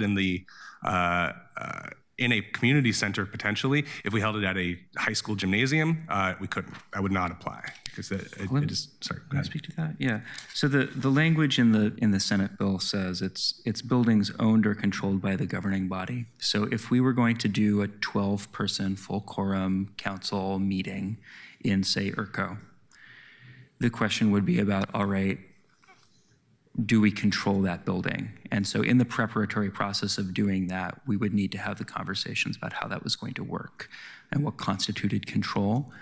Yeah, I'd say when we organized the strategic goal-setting conversation just next door, that is a city building. It would qualify under this in all of these ways, et cetera. But setting up a 12-person meeting there of all of you counselors involved ensuring there was a security bag check, ensuring there was some kind of magnetometer situation, ensuring there was security sitting in the room facing the audience as they do here. That's sort of the basic structural ante of putting this body and the public in a room together. Mm-hmm. And that would be expected to be repeated in that in any other public location. So again, lawyers would have to be involved and do that work, but the target of any such circumstance would be to enable the city to be controlling that space such that the same provisions would apply. Gotcha. Okay, that makes more sense too. So there is, it isn't enforceable insofar as when we're holding a public meeting with all of us. You're right. They do update the security, the live streaming, all of that, even if it's not in this building. And then those folks would be able to check if someone has a weapon or something like that. Yeah. Okay, that's very helpful. Yeah, I think that helps me narrow it down a little bit more. And like I said, I think if we remove the mace part in parks, I'm pretty supportive of this on a whole. And I just want to say, like, I appreciate you guys bringing this discussion. It's not existing in a vacuum. And unfortunately, we are existing in a time where the federal government isn't taking the action that they should on gun violence. And so we are piecemealing things together. And that has strange impacts sometimes because we can't actually just live in a country that has full authority over whether or not people have guns. So I appreciate that, and I'm just trying to factor in practical realities as we discuss this, but thank you so much. Thank you. Councilor Zimmerman. Thanks. I'll start with a technical question here. There's been some discussion about a loaded firearm. And as I've always understood Portland's law, that's a particularly important point. So what constitutes a loaded firearm? Let's go to the text. Just a moment. And this gets to there was a point earlier brought up about inspection, and that is about is it or is it not loaded, which then is or is not a violation of law. All right, so we're heading over to 14A 60010, possession of a loaded firearm in a public place. Let's see here. It is unlawful for any person to knowingly possess or carry a firearm in or upon a public place, including while in a vehicle, recklessly, having failed to remove all the ammunition from the firearm. It is also unlawful for any person to knowingly possess or carry a firearm and that's firearm clip or magazine, recklessly having failed to remove all the ammunition from the clip or magazine. It is unlawful for any person who possesses a firearm, clip, or magazine in a public place to refuse to permit a police officer to inspect that firearm after the police officer has identified themselves as a police officer. This section does not apply to law enforcement officers or members of the military in the performance of official duties, nor persons licensed to carry a concealed handgun, nor persons authorized to possess a loaded firearm, clip, or magazine while in that building, et cetera, et cetera. Okay, thank you. This seems minor, but I want to highlight this as kind of an important point, and I'm going to go in the Wayback Machine. Is actually one of the very first reasons that I chose to get a concealed weapons permit, because as I was a young person in the suburbs, and then I became aware of this issue with firearms inside the city of Portland, and I thought about, well, gosh, I have gone from deer hunting back to my home inside the city of Portland, and I had a rifle and I had a pistol and I had both of their magazines that go with those. Nothing is in the chamber. Maybe even the magazine is removed from the weapon, but it is still co-located in the same case. And as I read that text and as the way you just read it, that is the reason I thought, gosh, I need to get a concealed weapons permit, because I think just driving home, even though it says going from the range and all that, but like the ability to convince an officer, like, no, officer, I swear I'm coming from hunting or I'm coming from a range, I think that's a little loose. So it led me to get my first concealed weapons permit, was to try and be in compliance with Portland's law, which is quite strict, right? You can't have even ammo near a firearm. So I did that as an intent to be above board always. Now, this is many, many, many years ago, but you know, largely it seemed functional to me, and I understood like how that worked. Using Councilor Murillo's example and others, and I'm aware of how many people on this council and how many employees in this day and age do receive threats. And I spent a whole lot of my career fighting something called Don't Ask, Don't Tell. And I'll tell you, this is an area where I think Don't Ask, Don't Tell is actually appropriate. I think actually a concealed permit is, for those who are law-abiding residents and citizens of the state of Oregon, our system has been set up so that they can be unknown entities, and we will never know. And I think that's a good thing. I'm also, you know, I'm cautious, and I'm very uncomfortable with situations where, you know, the idea is like introducing more guns into a gun-riddled situation is not a good thing. I'm not advocating for that. But this, and that has come up over the last several months in our community. But this is going into a direction that I'm worried that in your intent to make this room safer, which I don't know that it does, but I think that's a part of your intent, you're making all other hours of some people's lives potentially more dangerous. Because to follow this, essentially and in operation, even people who followed the law by getting a concealed weapons permit now are just leaving those at home. And that worries me. And that worries me from all levels of people who have to come in and do business at the city buildings, as you say. So the loaded part is important here. There's one aspect that I'm curious about, and this got me thinking about it with regards to our noted now disappointment with how y'all's experience of getting a concealed weapons permit has gone. But on Exhibit B, number 13 under C, it talks about a person authorized by permit of the chief of police to possess a loaded firearm, clip, magazine in a public place in the city. So that leads me to,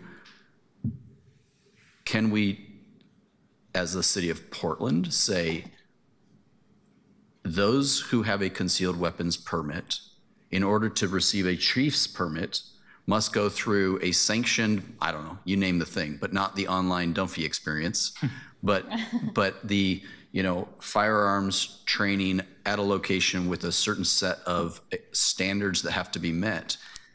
What does the authorized by permit by the chief of police mean? Because that leaves me to think potentially there's something we can put in place here, instead of just banning everybody, but say you must meet this threshold of competency in order to. I'm just, and also I just want to say, Chair and Vice Chair, thank you for giving so much time to this and not doing a rush through on this, because this discussion has been helpful to hear all the different points, and it's really nuanced. Councilor Zimmerman, just again for clarity, that number 13 there, a person authorized by permit of the chief of police to possess a loaded firearm, et cetera, in a public place, that is a section of 14A60.010, possession of a loaded firearm in a public place, which is distinct from rules governing rules of conduct at city property. So we are talking about outside of the building public places when we're talking about Exhibit B here. However, frankly, neither of us know exactly the process that 13 is referring to, so you'd have to phone a friend. Okay.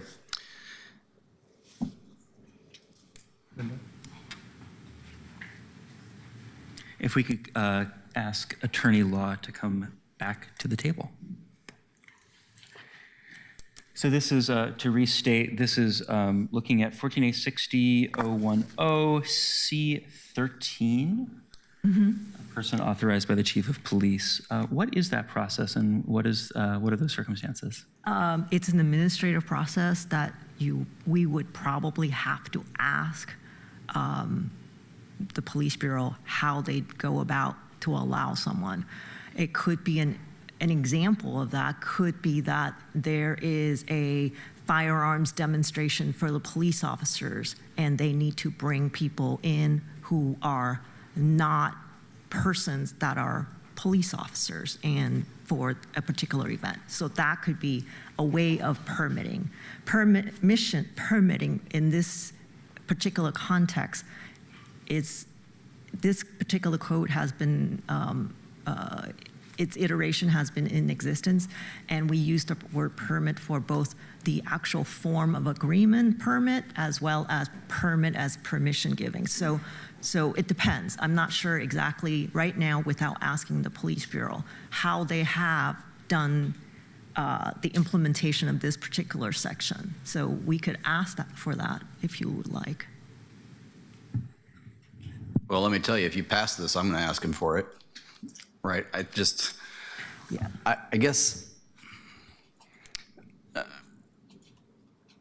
I'm looking to my colleagues, and I am asking you to, and I feel like we are, and my hope here is that you can.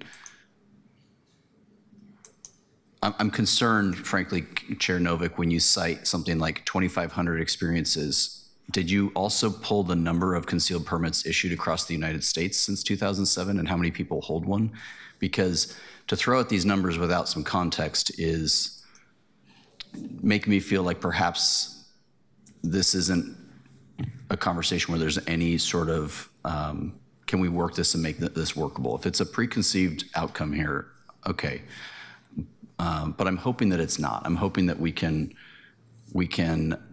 both take the intent of the author, which I think is to minimize risk, but from the public safety service area and the security service area, and I'm glad you worked with them, but also I'm not sure that their job is how to apply this broadly to the public sense. I think their job is how to reduce all risk in this building to the not just the 13 elected folks, but to the folks who work here. I get that. But like a lot of things that come out of the city attorney's office, we have to weigh that risk against its practicability, its operationalized nature, its constitutionality, well, less with the city attorney on that one, but in terms of public safety, there's always a risk, because the greatest public safety is we just tell everybody where to walk, what to do, how to do it, and the nature of which to do it. Obviously, that's not workable in the United States system. Obviously, that's not workable in the Oregon system. And so I hear, and I think, frankly, our security here has done a tremendous job of getting things at the door, so to speak. And I appreciate that a lot. I think they have been allowed to do that, which, frankly, took some doing, because for a long time they weren't. And they have been active, but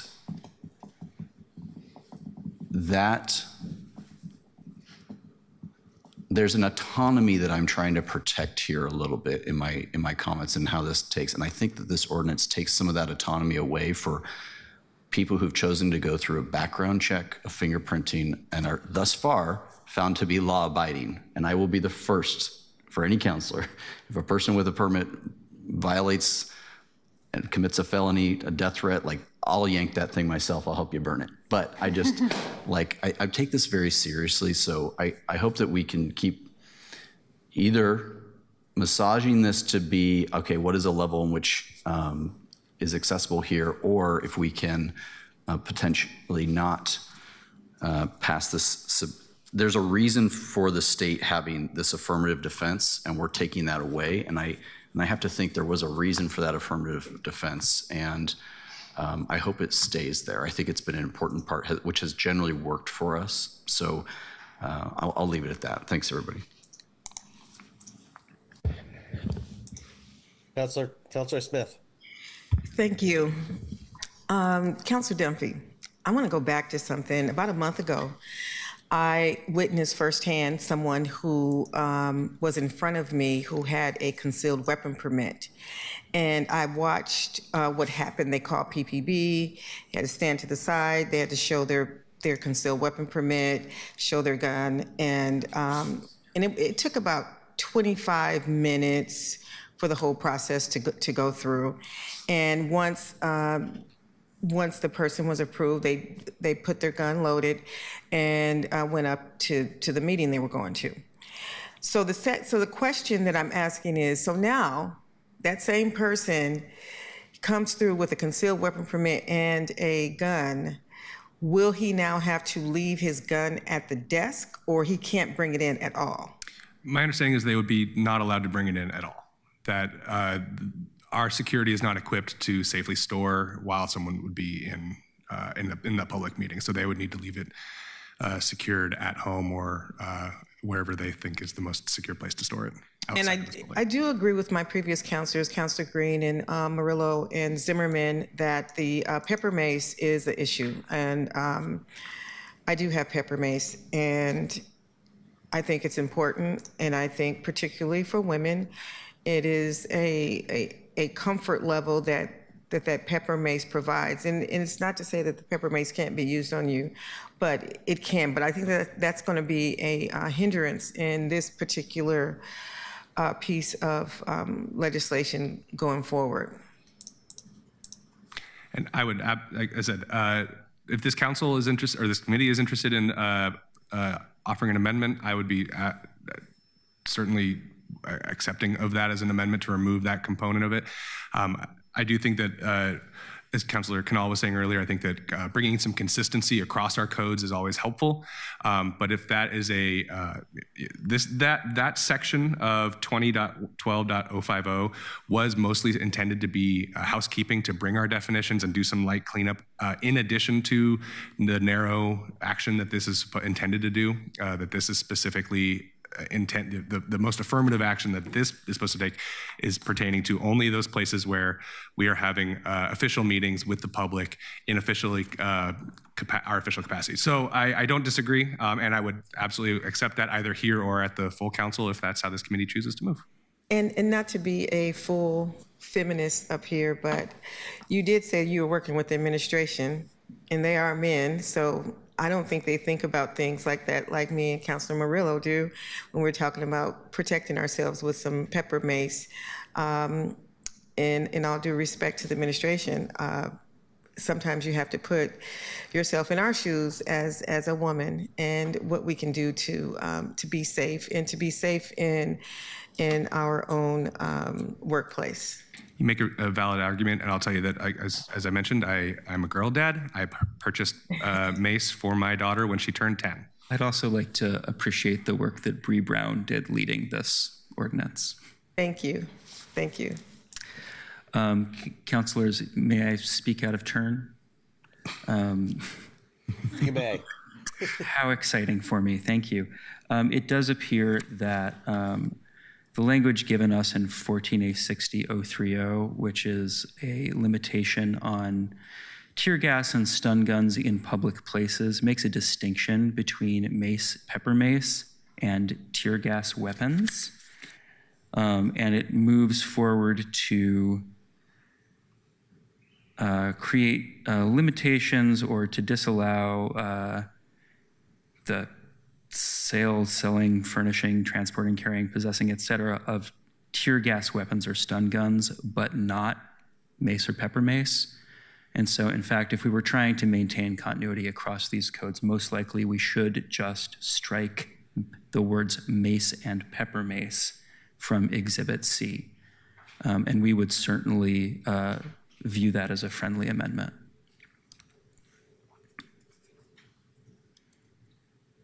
Thank you. Anything further, Councillor Smith? Councillor Canal. Thank you. I think the question around the section in Exhibit, let me back up, big picture.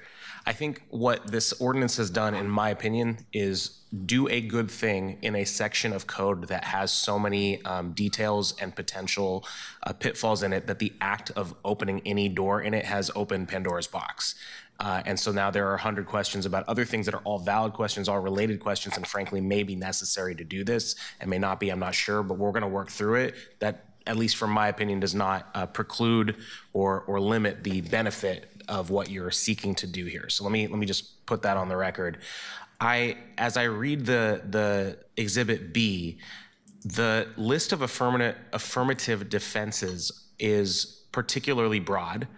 And I was even more concerned after hearing the definition of permit includes permission. And so I'm not just 13. I'm not sure why 14 or 12 or 11 or 10, maybe 10 makes sense actually, makes sense to do in a public building. But I'm guessing that has to do with the way in which this section defines public place more than it has to do with building. So I think we need to look into that element a little bit more. I would love to see a more clear definition of permit. To your point, Eben, on the other item about mace, I'm not sure that alone would fix it because the definition is of a singular term in 14A 6030 Part A1.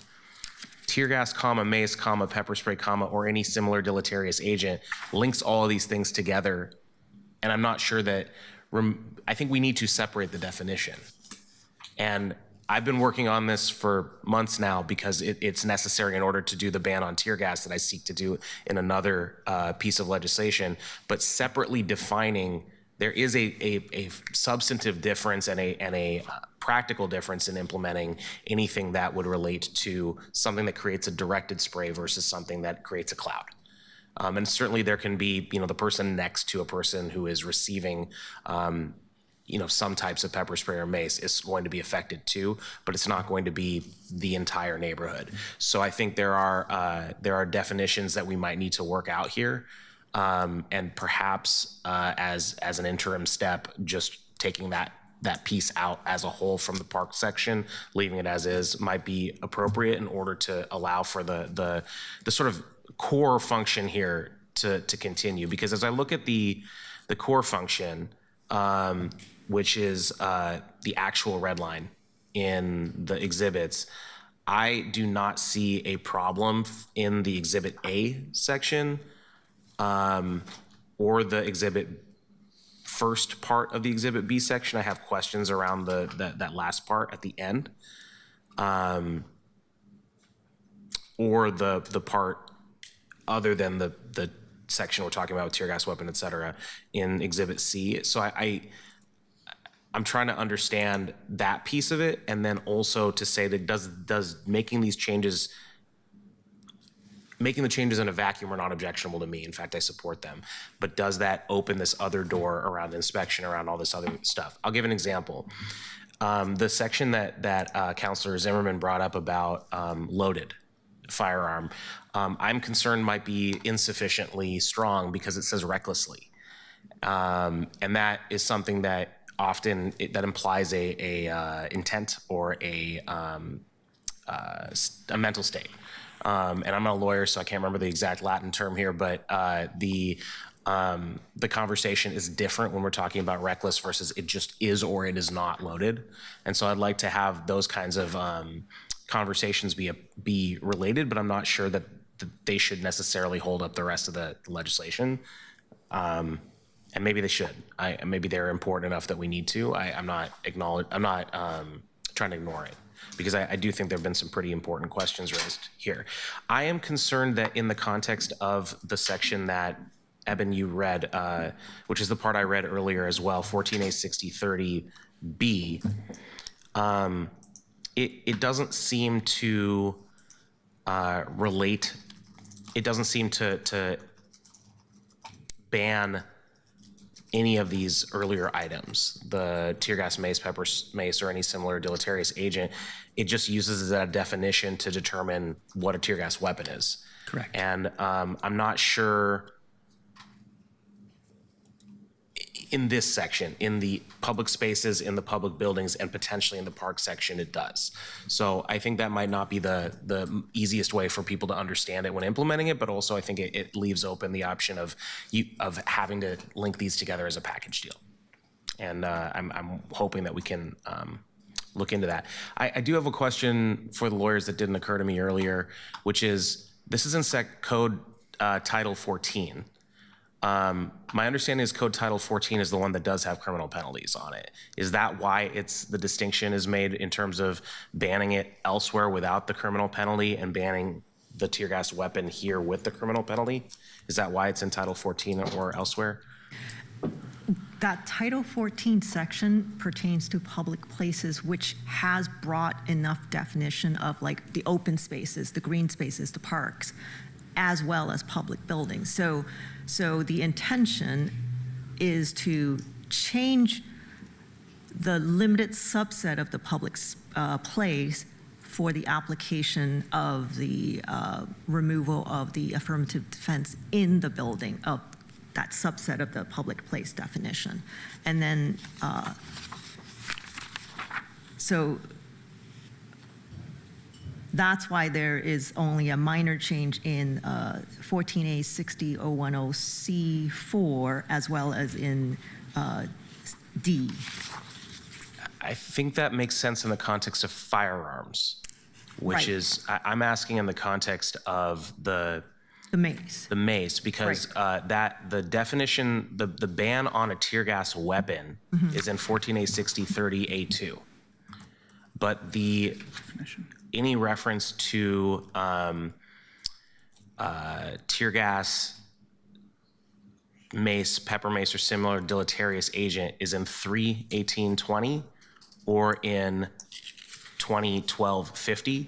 And I'm asking if that distinction as to placement has an impact with relation to criminal penalty for it. Because I've previously been told that Title 14 is the one that has criminal penalties. Right, but 2012 is the non-criminal penalty one. And so it's bringing in a related reference to elsewhere in the code. What are those things that are in violation? If you violate those in 14, there could be the same violation of 2012 because we already have the other one in existence. And is the same true in reverse? That last sentence you just said? That violation of 2012?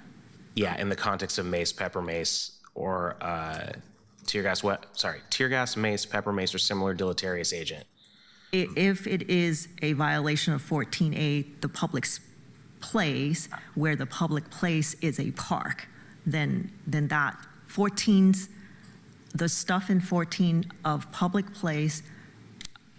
Can I ask it maybe a little more, maybe my question's not super clear.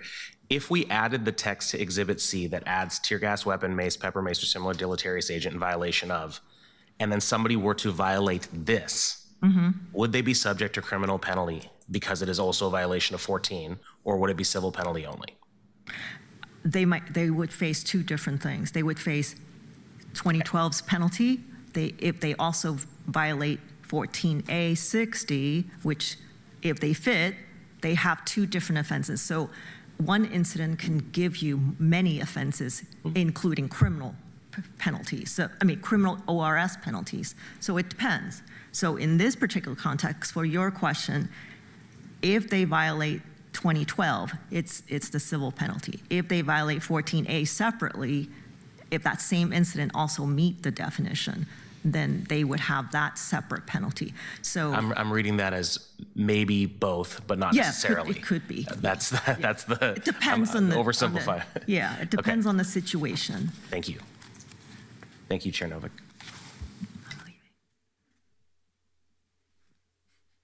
Thank you, Counselor. I want to say that I do hope that we are able to have a little time at the end of the session to talk about our vision for what this committee should do in the next year. So I'm kind of hoping that we could get fairly soon to proposed amendments and then to a vote, unless people agree that we're not ready for a vote on the ordinance as a whole this session.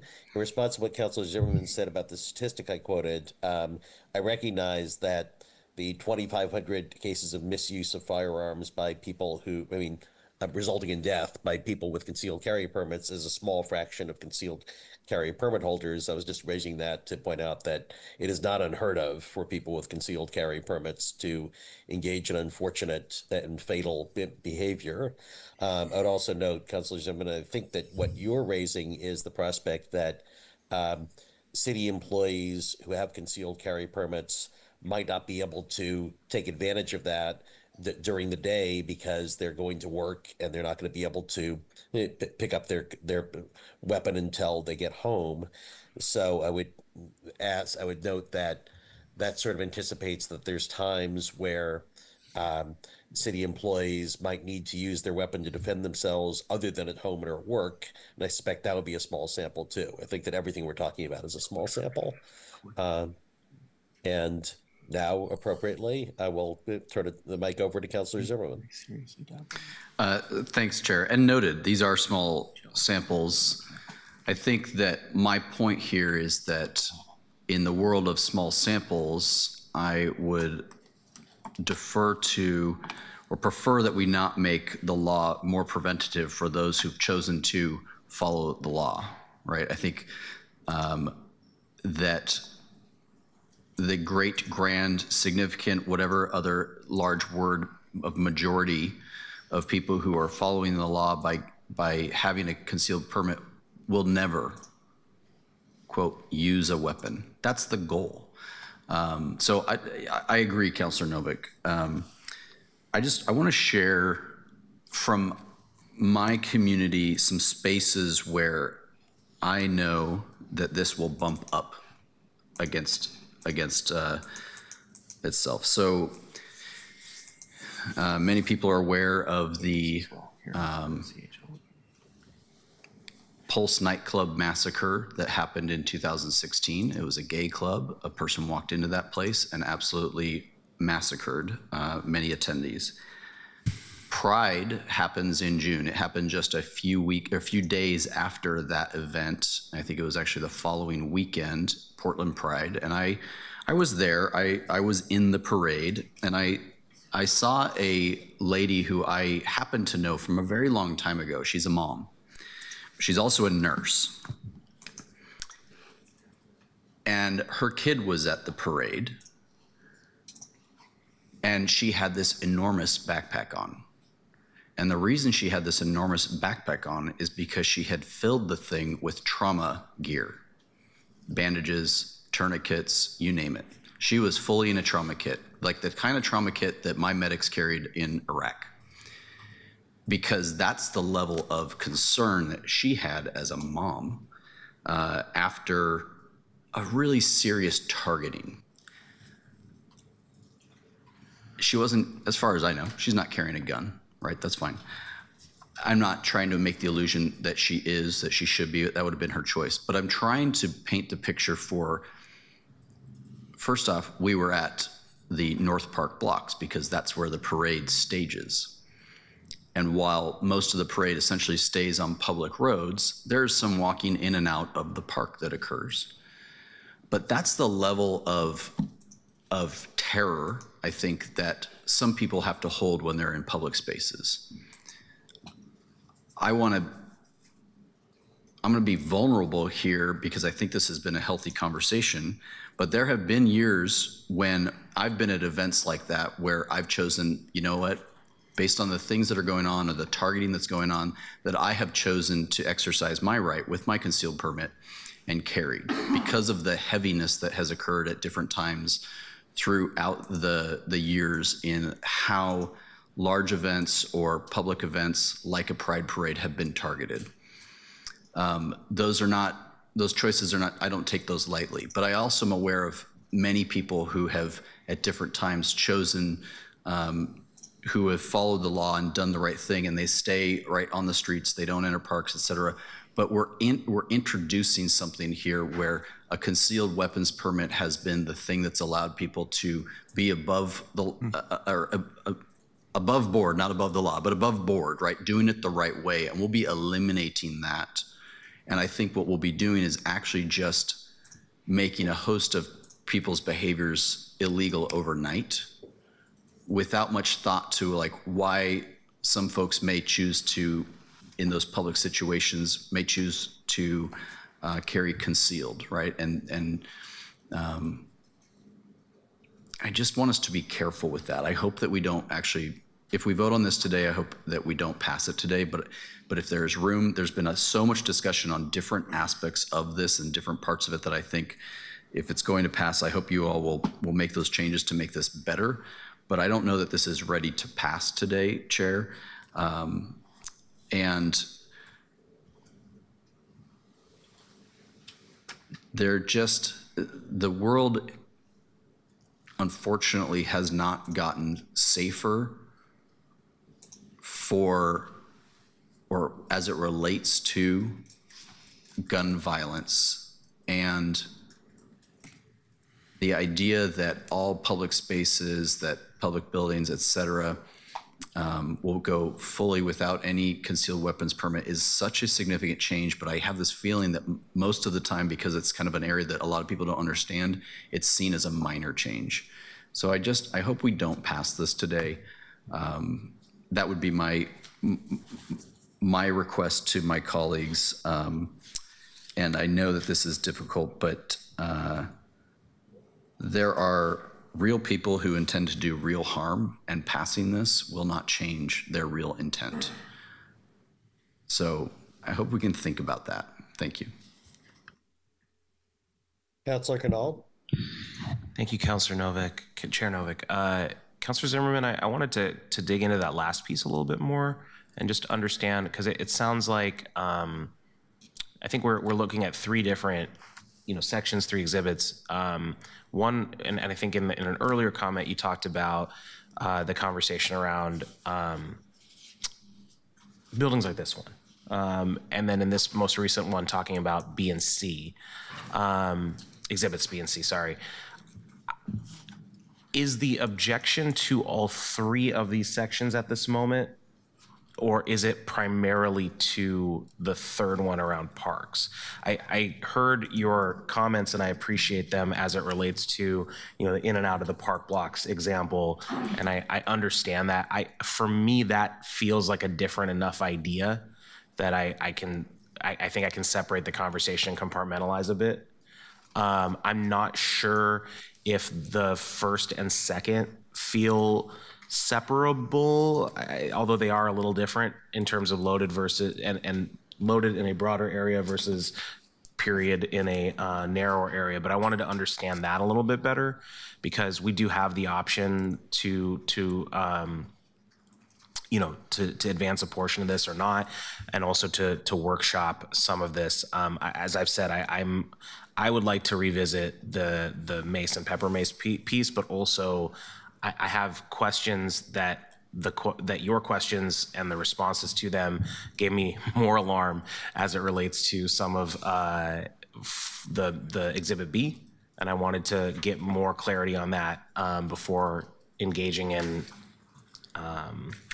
having nothing to do with the changes that are being proposed today, but just having an understanding of the overall ecosystem in which those changes live. So I wanted to understand that a little bit better, if you don't mind. Sure.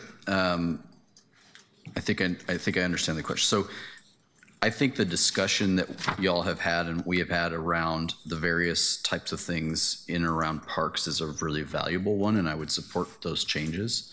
But then my underline in all situations is that they each seem to have, and I don't think it's exactly the same, but essentially they have each of those sections, Exhibit C, B, and A, have all inserted the, you are no longer exempt from this if you have a concealed weapons permit.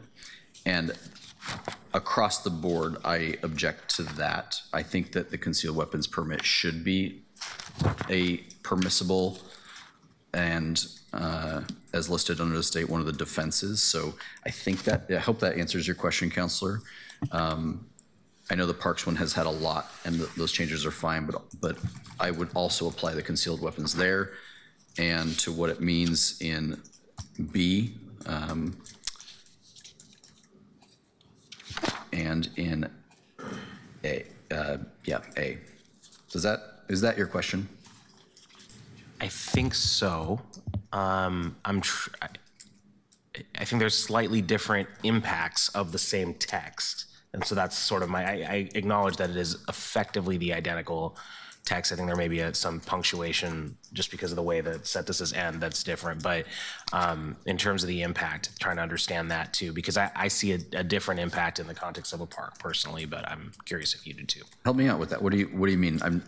I'm trying to follow along in a situation where we just have single paragraphs of these exemptions. So what do you mean? Yeah, I'm flipping between tabs here too, trying to contextualize the sections that are, and I totally understand why you didn't put the entirety of the title in here. So I'm not trying to do that. I guess my working assumption on this is that the definition of public place is broad enough that your example from earlier about driving through an area or passing through an area en route to or from a hunting context is something that is reasonable for a person to be doing, whereas entering this building would not necessarily be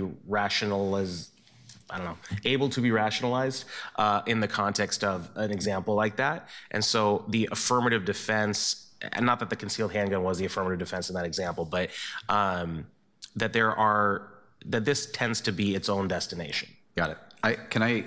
This is a really important point, and I think, thanks for bringing it up.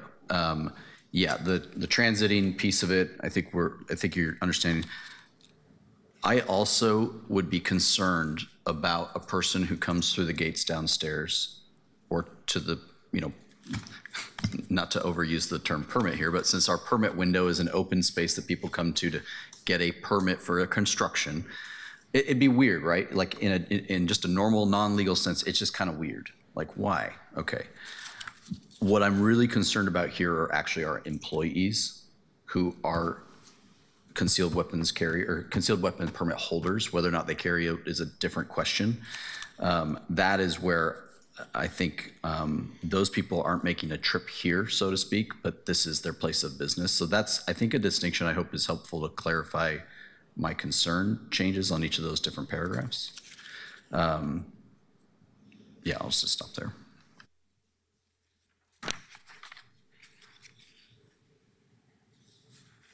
Councilor Canal, did you have something to add? Not at this time, thanks. Okay, at this point, I think that it'd be worth having a discussion about whether people think that we should just postpone this item until the next meeting. I mean, I actually think that as a general principle, I'm not in favor of rushing to have a vote the first time something comes before committee. But I also don't think that we should postpone just for the sake of postponement. So I'm curious. I mean, I personally think I'd be prepared to vote for an amendment deleting Exhibit C, so just not addressing the parks issue, and then moving forward to a vote on the underlying proposal. But I think that clearly Councilor Zimmerman is not going to want to support the underlying proposal. Councilor Canal, I think you might be wanting to develop some amendments on aspects other than Exhibit C. So I'm curious whether Councilor Murillo and Councilor Smith feel ready to vote on the underlying today, or would prefer to, with perhaps some amendments, or would you prefer to take this up at a subsequent meeting after people have had a chance to think further and refine amendments? Councilor Maria? Thanks, Chair Novick. Yeah, I think that I will be ready to support this with a few amendments coming forward from, I believe, Councilors probably Zimmerman and Canal, although I don't want to volunteer you for work. But yeah, I think it needs just a little bit more time, but I think when it goes to full council, I'll be ready to support it. So do you think that we should probably move ahead, that you'd like to see us move ahead today if we can, or would you rather wait for another meeting? Sorry, to clarify, I think that we should give our colleagues an opportunity to draft amendments, run them by the legal team, and then we bring it back to another meeting, vote it through then. Okay. Yes, I agree. All right. In that case, we have, I think, a clear consensus. So let us do that. Let us end the discussion of this item today with the understanding that people will then develop amendments, so we'll have a chance to address it in our next meeting. Now, I would like to take some time to talk about what, particularly because we don't have another meeting until June, to take some time to talk about what people's priorities are for this committee for the rest of the year. One thing that I am hoping to do is find some opportunities to talk about cities that in certain areas might be doing a particularly good job and whether we can learn from those cities. Two areas that I have in mind are, although oddly, in light of the advances in forensics over the past 30 years, the general national trend has been towards a lower solve rate or clearance rate for major crimes. And I know that there are some jurisdictions that are beating the trend in that. And I've reached out to some academics, and I'm hoping that we'll have a chance to hear some thoughts from cities that are beating the trend about how they've done that. Another area where I'd like to hear from other cities is I've been in touch with an organization called Mapping Police Violence, and they've gathered statistics that indicate that there are significant variations between jurisdictions as to how often the police shoot people. And I'm curious as to whether there are jurisdictions which feel that they've engaged in they've had particular training procedures or policies that result in them shooting fewer people. But I'm curious as to whether people have other examples where we'd like to hear from other jurisdictions that seem doing particularly well. And I'm also curious, just more generally, what topics do you think that we should try to, that Vice Chair Murillo and I should try to schedule during the next year? Councilor Zimmerman. Thanks, Chair. One of the areas that I think we owe the city some work on are what do we expect out of the PS3s and what do we expect out of the park ranger programs. I've worked in communities where, you know, the name was different, but the essence was similar of the community service officers. These are the unarmed members of the public safety apparatus, so to speak. That certainly addressed a lot of what I would call the livability type of interactions with the public safety group.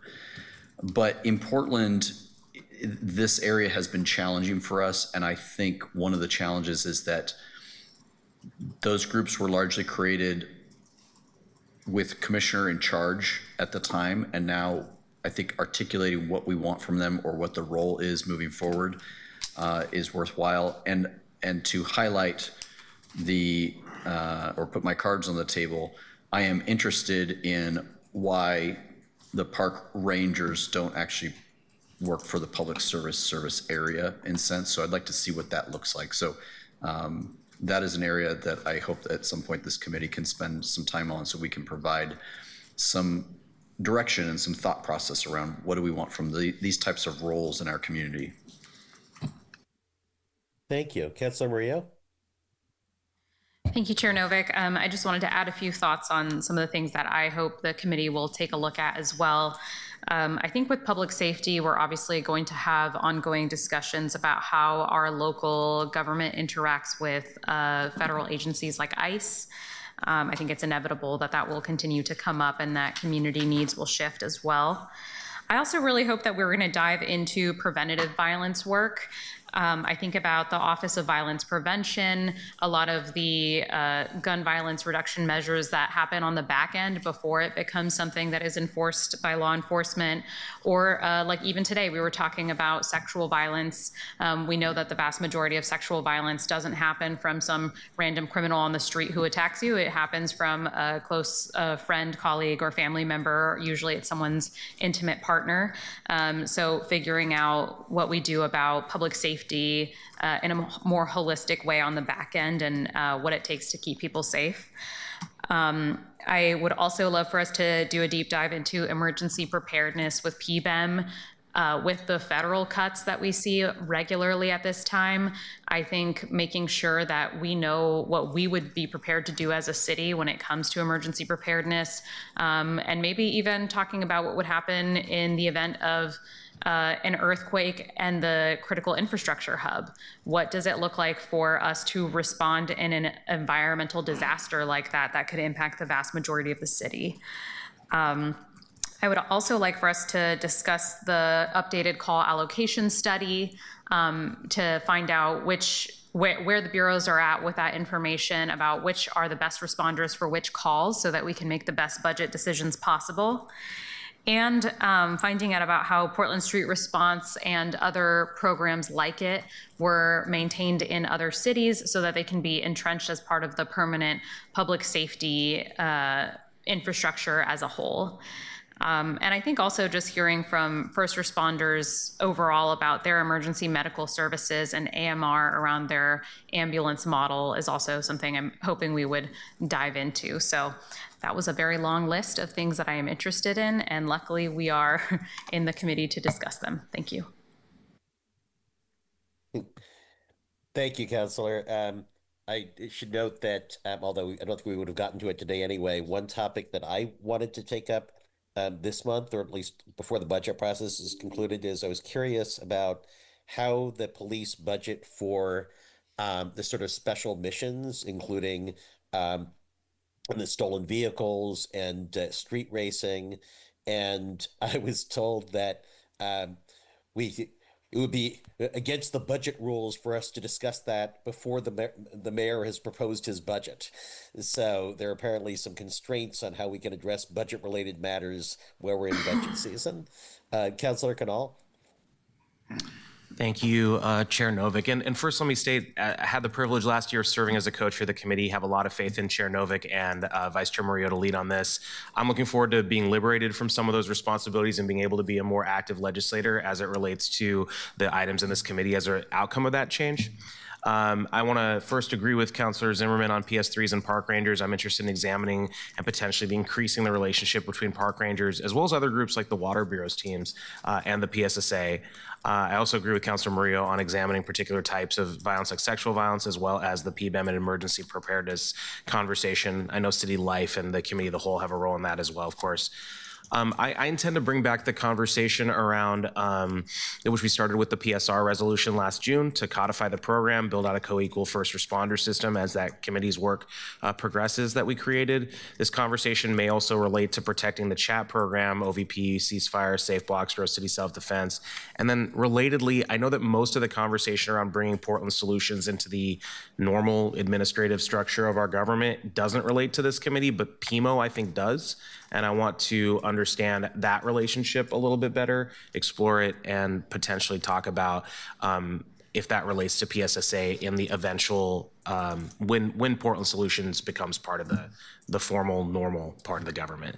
I really appreciate, Chair Novick, your comment about comparing. I'm a member of NACOL, the National Association for Civilian Oversight of Law Enforcement. Mapping Police Violence is also a great organization. And I think the comparison points are really valuable. If Newark Police can go an entire year without firing a single shot from their guns, that's 2020. Newark, New Jersey, I think that there's an aspiration that any police force can get to as well. And I'd like to have that conversation around Division 0 for that also. Thank you.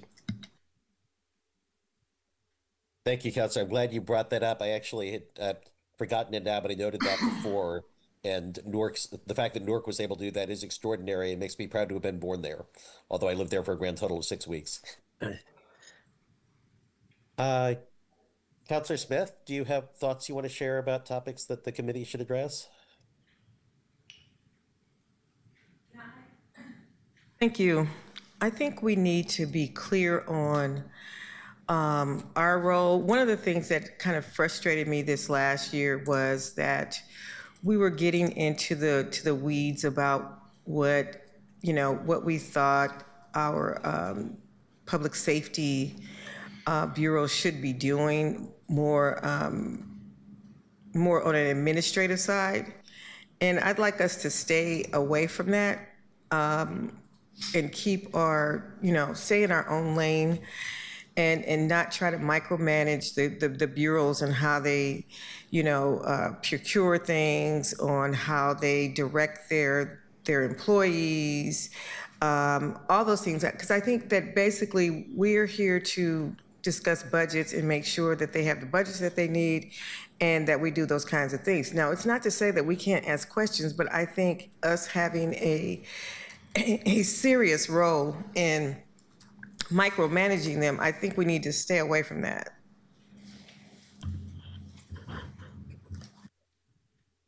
Thank you, Councillor. All right, seeing there's no other folks in the queue. Unless Christopher, Diana, is there anything I'm forgetting that we should address before we bring this meeting to a close? Nothing here, thank you. Okay. Well, thank you all very much. I'm glad that we have been able to keep this band together in this committee. Looking forward to the next year. And at this point, I will bring this meeting of the Community and Public Safety Committee to a close. Thanks, everybody.